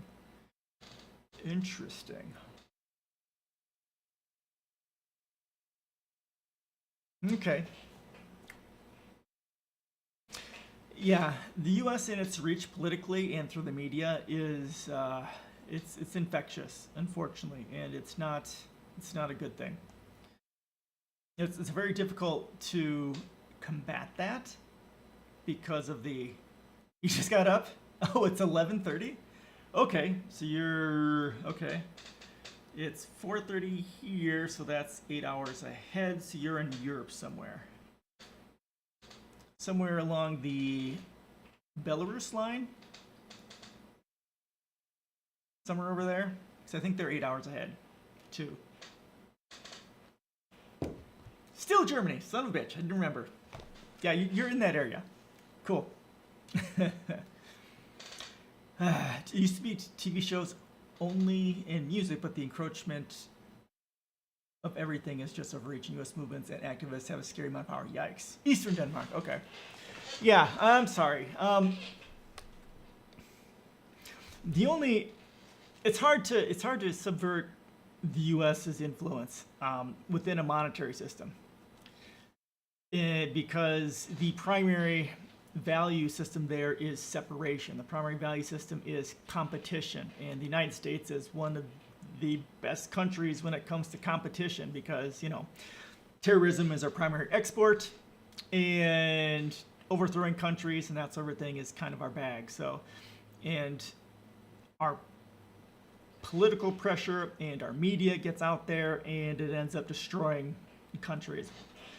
And part of it might also be one of the reasons why we have kind of an effect over there, especially in Europe, is, again, I might be wrong on this is just my impression, with the shift to the EU and the loss of your sovereign currency has created economic pressures which allow for conservatism and nationalism to really grow.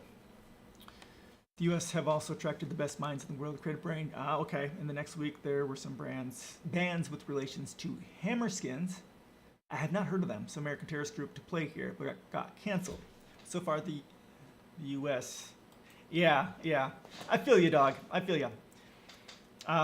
If I could move, I would. If someone would pay for all my bills, so the wife would agree, I would move to Norway, Sweden, Finland in a heartbeat. Right. The U.S. has the richest country in the world. I think the number I saw is 20% of global wealth is here in the country.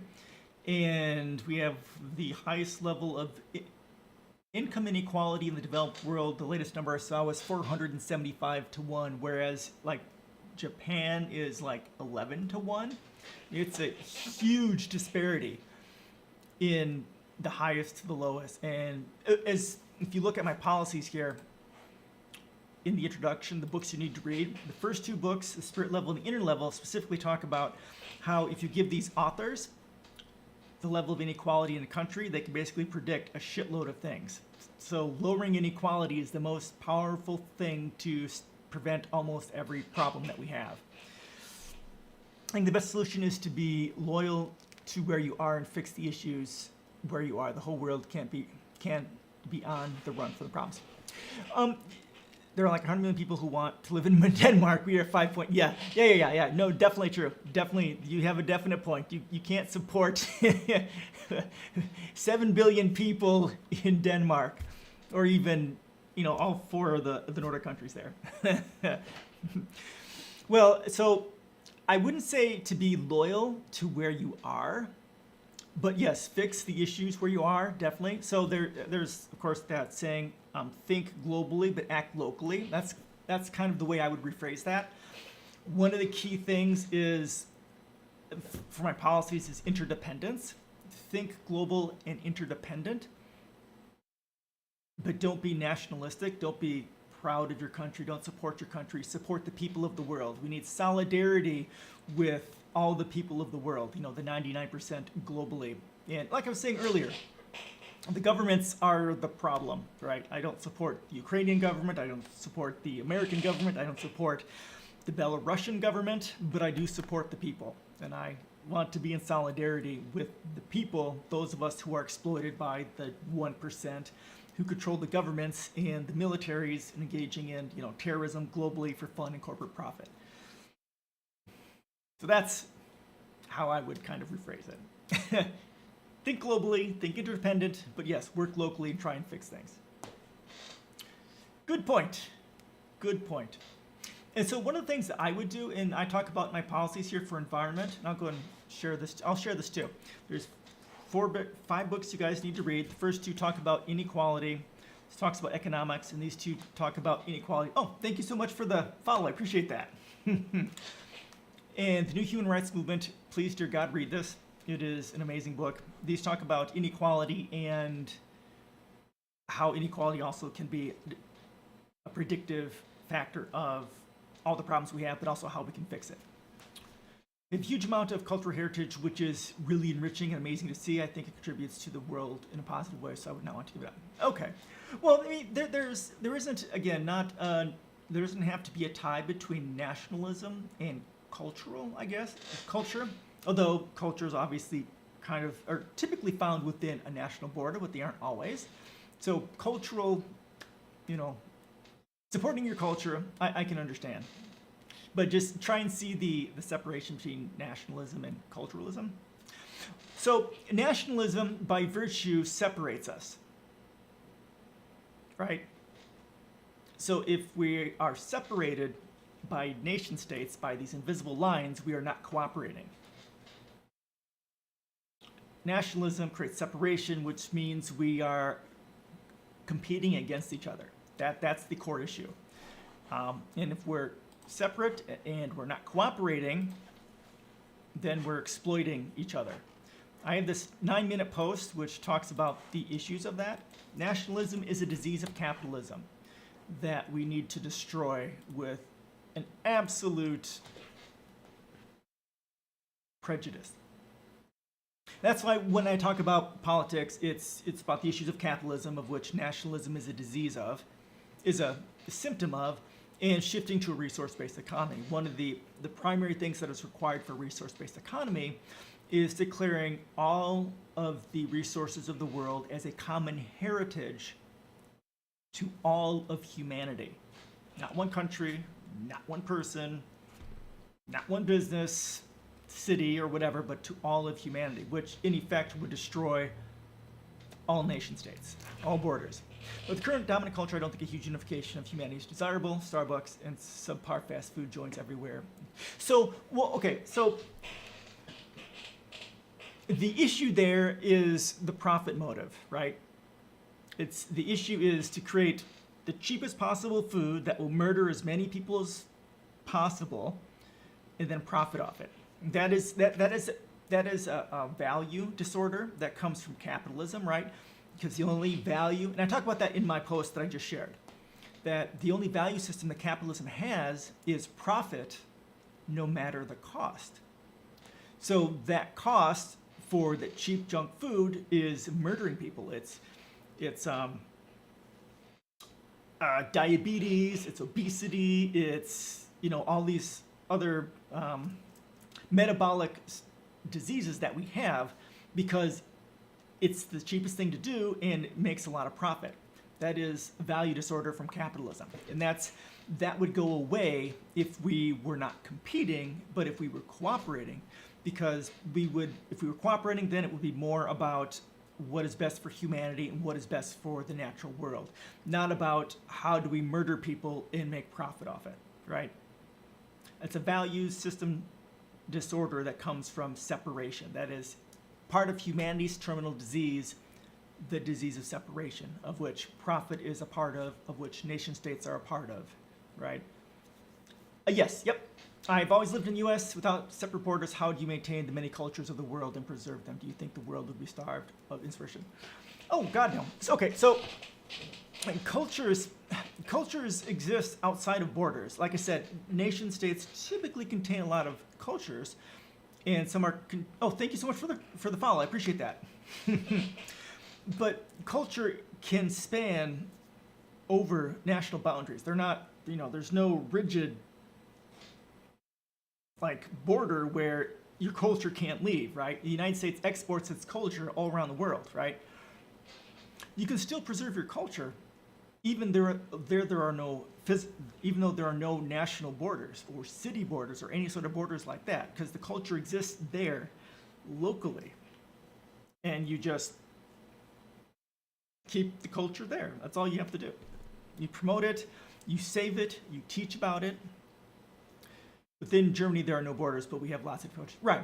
Yeah, exactly. The United States, too. I mean, we've got a third world country here as well, somewhere near the the Appalachian Mountains.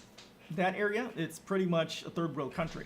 The South has its own culture. Oh, I saw a post. Oh, my God. There was a post on this. The U.S. has... and cultures are going to change from year to year. Well, not from year to year, but over time. Here we go. So, yeah, this map shows the different cultures in the United States. Left, the far west. Yeah, you've got a whole bunch of different cultures. And cultures are going to political incentives. Yep. And culture will change over time. The U.S. has culture. I know, right? Culture in the sense of, fuck off, would you please? If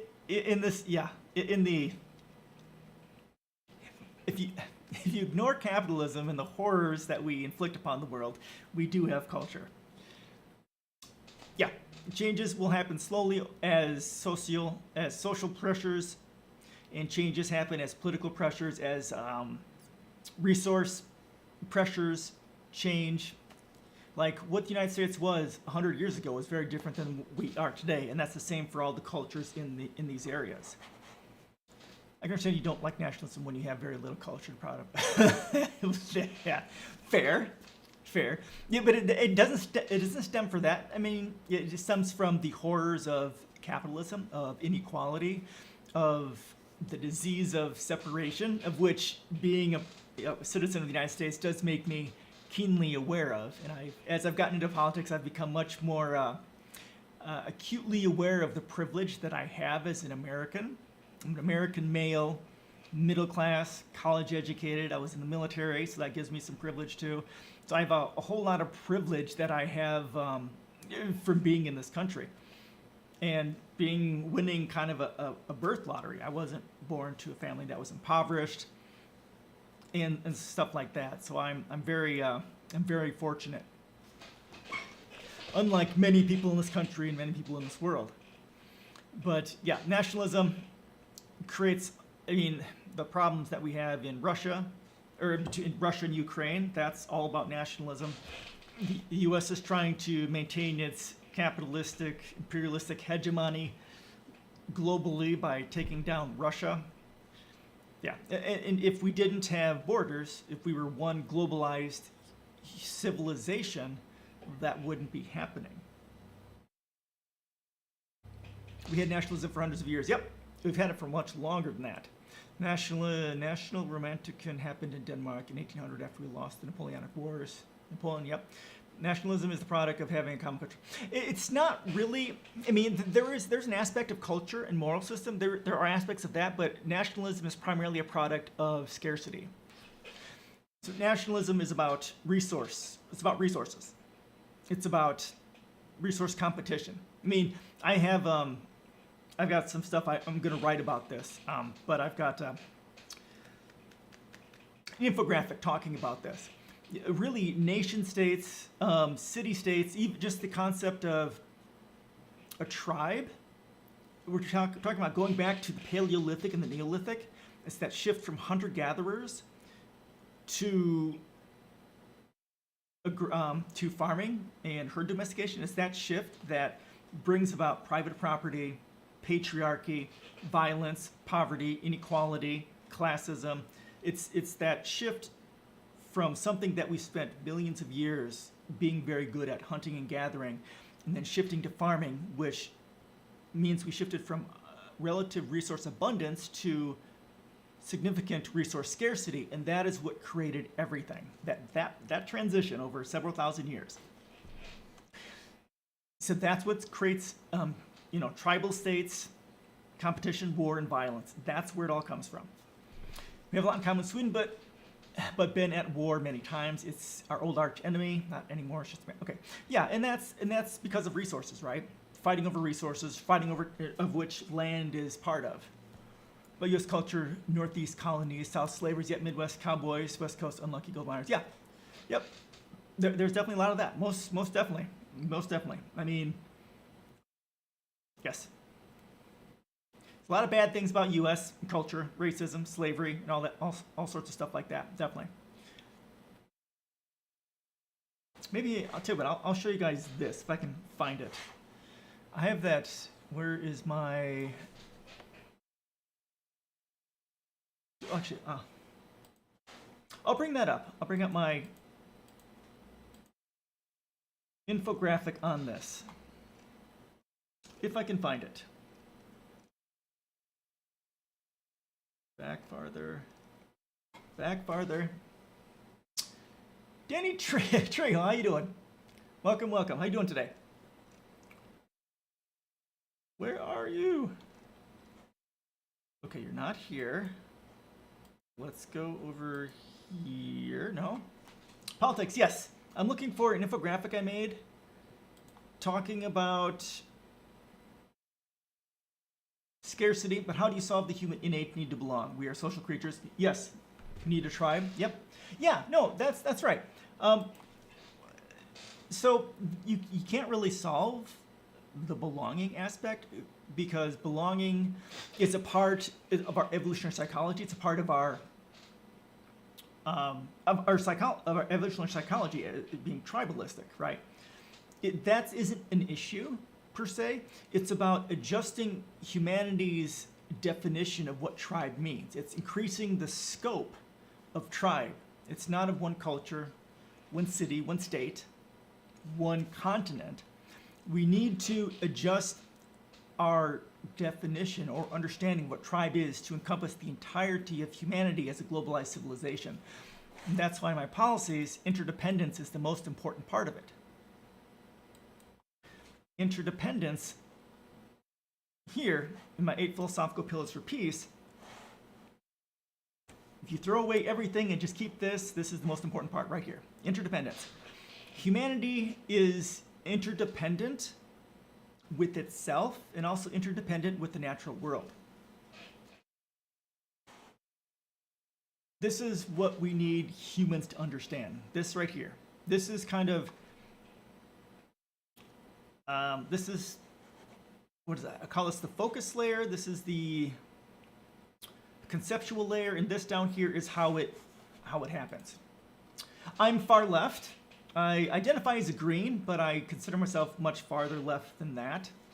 If you want to see my policies, you son of a bitch, it's right here. I've got over 200 pages of policies here.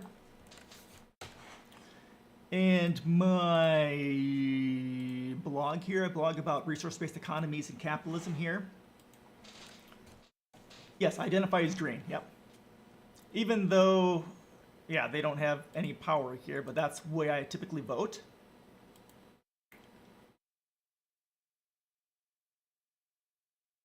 Yeah, so this, it's we have to expand our understanding of what tribe means, what we consider our tribe. It's everyone around the world.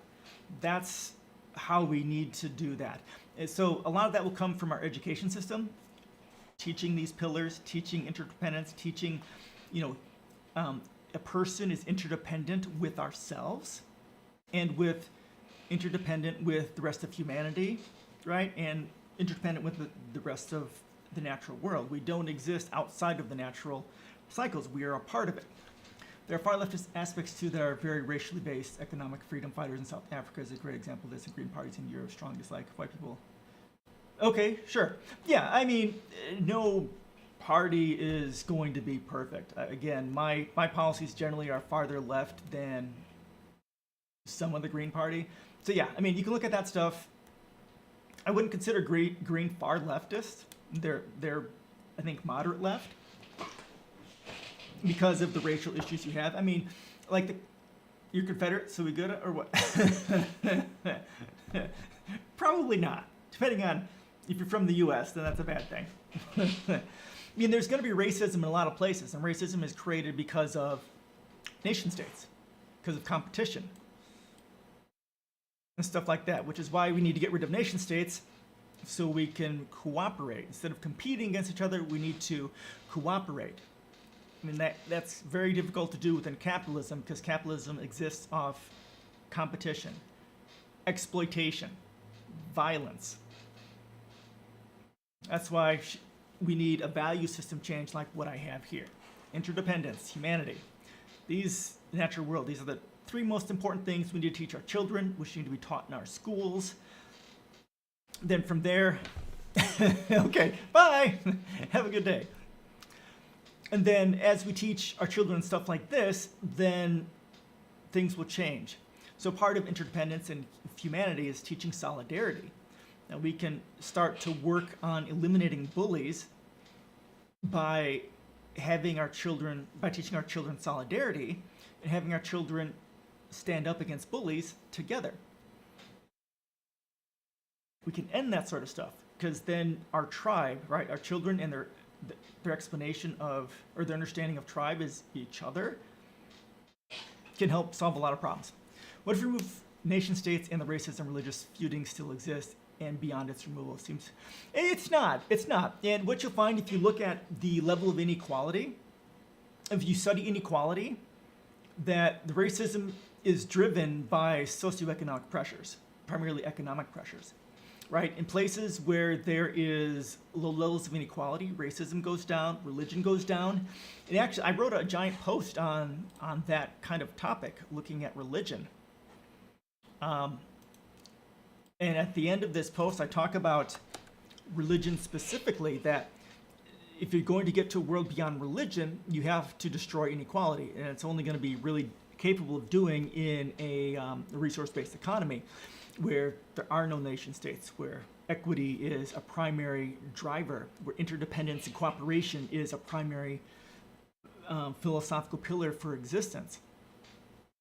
So in this post specifically, I talk about why religion exists, where it comes from as an evolutionary adaptation. So one of the primary drivers for why religion exists is it's a coping mechanism to deal with fear, to deal with not trading, no. So basically, you don't want to trade, no gifting, no anything like that. You manage global resources, you manage resources globally. You start managing them locally, but you make sure everyone has what they need to survive. So you set up the global resource distribution system to be highly localized, but also to make sure that everyone throughout the world has what they need. It's about resource management, like a computer game. You get rid of money. This city needs this. You build up the factories and you send it over there. Then you manage it, use AI to predict, and you make sure you have what you need. There's no need for. It's much like money is much like health insurance. You don't need it. It's an intermediary which gets in the way and causes all the problems. get rid of health insurance, get rid of currency, and just give people what they need.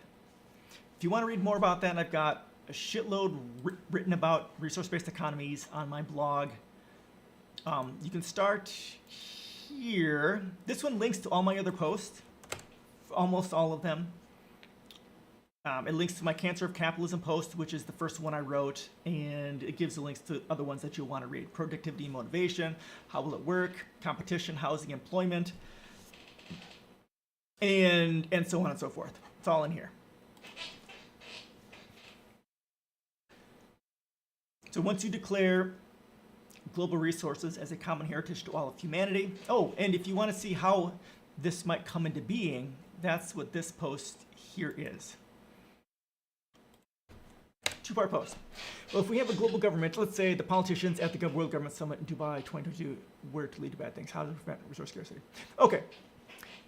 All right, cool. So the point, so if we manage stuff like that, the goal is to get rid of government altogether. This post here talks, getting rid of government and the politics is the primary, kind of one of the primary goals of a resource-based economy. Because politics means competition, right? And if people have these values, let me go ahead and pull this up here so I can. These values here, if this is the primary driver of the way humanity works, interdependence, humanity, right? It's not going to be really, it's not really world government. It's just global management of resources and then making sure people have what they need locally, and then go out as far as you have to make sure everyone has what they need.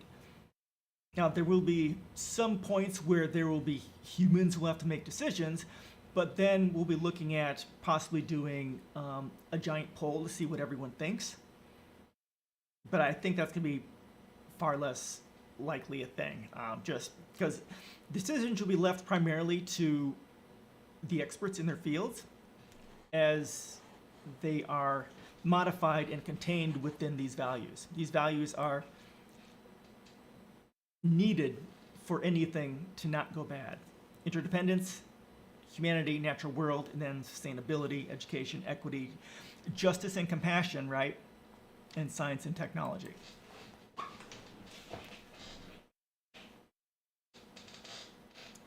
So if they're talking about a global food shortage, that would have been predicted most likely, or at least they would have had the data come in, right? And then AIs would be looking at it saying, hey, we're going to be super short of... Yes, exactly. It's a total overhaul of global politics, supply chains, identity, resource. Yes, exactly. That's pretty much what it requires, right? We have to cast off the chains of capitalism and all the violence that is required for its existence, right? Because interdependence is antithetical to capitalism, because capitalism requires separation, which means competition, which means exploitation. They have predicted the supply shortage. It's on the lips of global. Definitely. That's what's happening now. We are going to have food shortage. Yep, because of climate change and people not doing jack shit about it. And when I talk about this in my policies, what we need to do is we need vertical farms. We need large-scale vertical farming. That's the only way to feed humanity over the next decade. I mean, in the next 100 or so years, most life on this planet is going extinct because of climate change. If humanity wants a chance, we have to shift to large-scale vertical farming. Honestly, the governments of the entire world need to, in a sense, buy up 10% of global farmland and subsidize shifting that farmland into large-scale vertical farming, like multi-story vertical farms. And then feed humanity based off that. If you don't do that, you're voting for mass problems. If you want to read about that, I talk about that in here, in my environment and sustainability policies. Yeah, these next few years are going to be pretty horrible. The global south is going to be suffering horrifically because they're not white, and the U.S. global policy is all about racism. Politicians decide in Holland that fertilizer cannot be used. Cool, the food shortage is because political decisions as well, of course. which is driven by, and you see, yeah, and we just read an article on this over here that talked about that. Not about that specifically, but in an India state got rid of fertilizer, and in 2 to 3 years, they're way beyond what they were prior to having fertilizer. Fertilizer is a huge problem. It creates a huge problem with water and that sort of thing. We need to get rid of it and shift to vertical farming, because vertical farming really doesn't need fertilizer. It uses 10% of the land and 10% of the water for significantly more of a food output. And then yes, go organic, permaculture, and things like that. I talk about all that sort of stuff inside my policies, what sort of things we need to be working on. And if we're not doing these things, then we're fucked. Humanity is going extinct, and it is going to be horrible. These next few decades are they're gonna be bad. People in the global south are going to be dying and dying and dying, and it is horrible.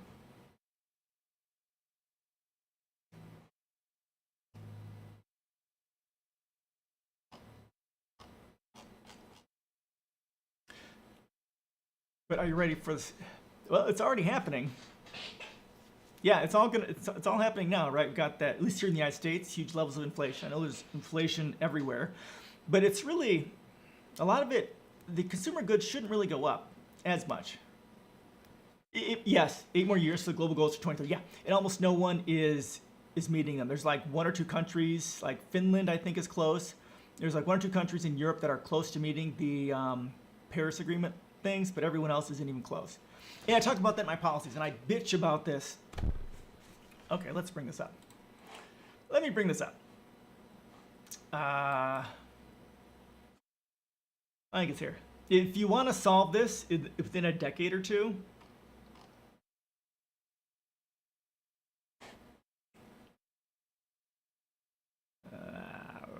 okay,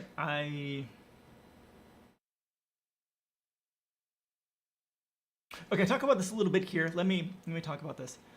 The IMF. Okay, bypassing the harms of demographic transitions in the global south. Let me pull that up because this is important. I'll throw that in here so you guys can look at this. Yeah, me no like either. Me no like. All right, I'm gonna read this. See austerity measures and economic warfare in my policies on the U.S. machine for war and terrorism. For more information on where to start on this, let's go over there so I can read this. Who is that? I don't know who that is. Yeah. Oh, thank you so much for the follow. I appreciate that. Where the fuck did I put that?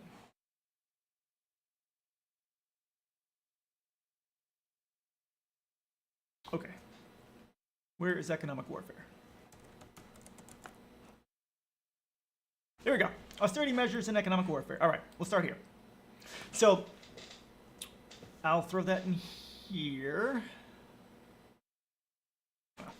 Especially as implemented through the IMF and the World Bank, austerity measures are economic warfare and should be abhorred and prevented, for it usurps national sovereignty and strips natural resources from its people and casts them into poverty while allowing U.S. companies and the global north at large to profit from such processes, which is highly unethical, inhumane, and abhorrent. All austerity-based loans need to be terminated with extreme prejudice. All foreign companies that have gained from such processes must return such resources and industries back to the ownership of their respective countries.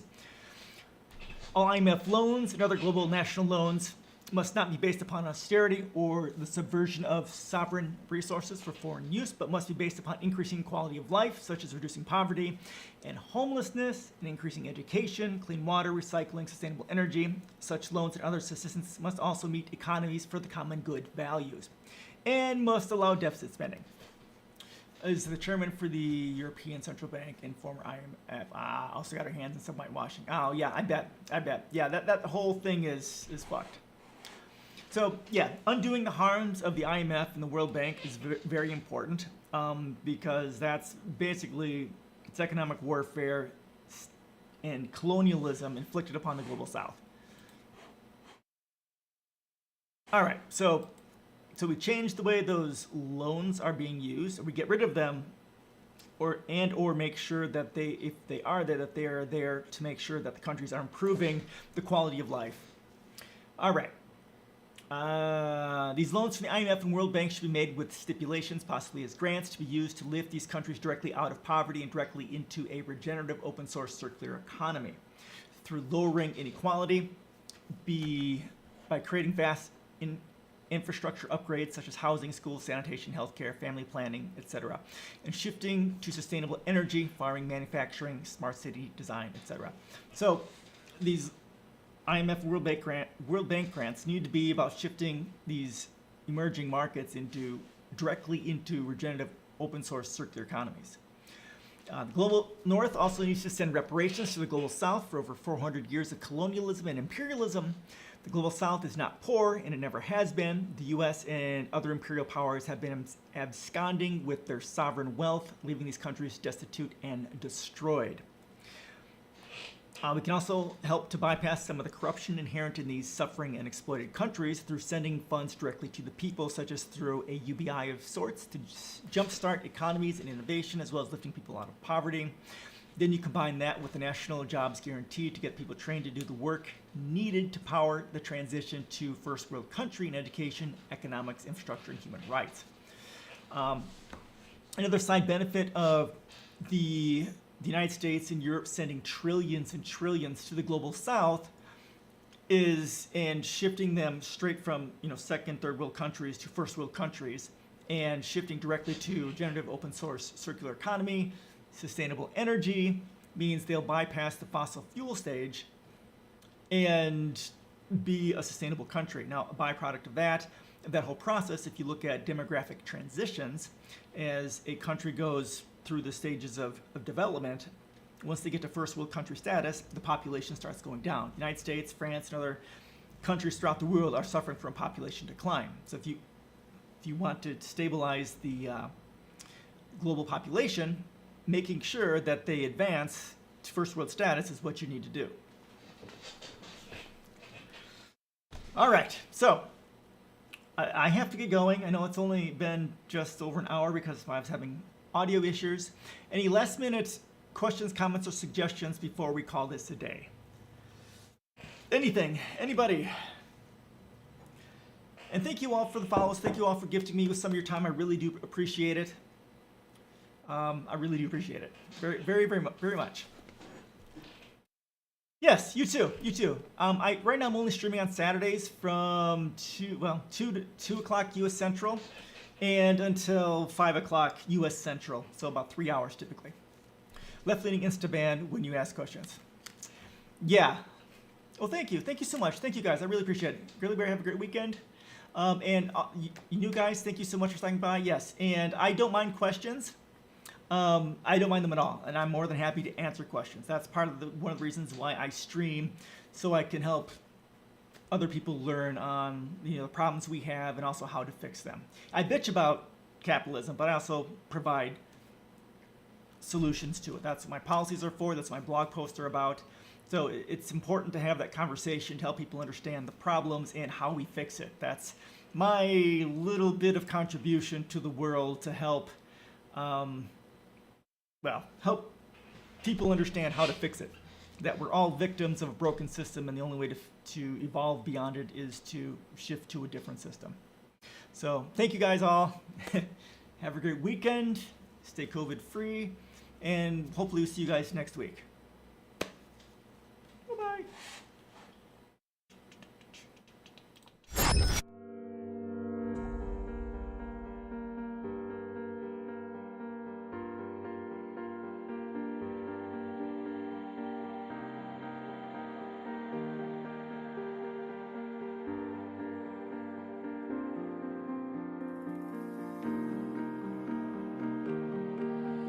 Just me and you, let's make up all the rules. Count to 10 and watch the stars turn blue. Watch the stars.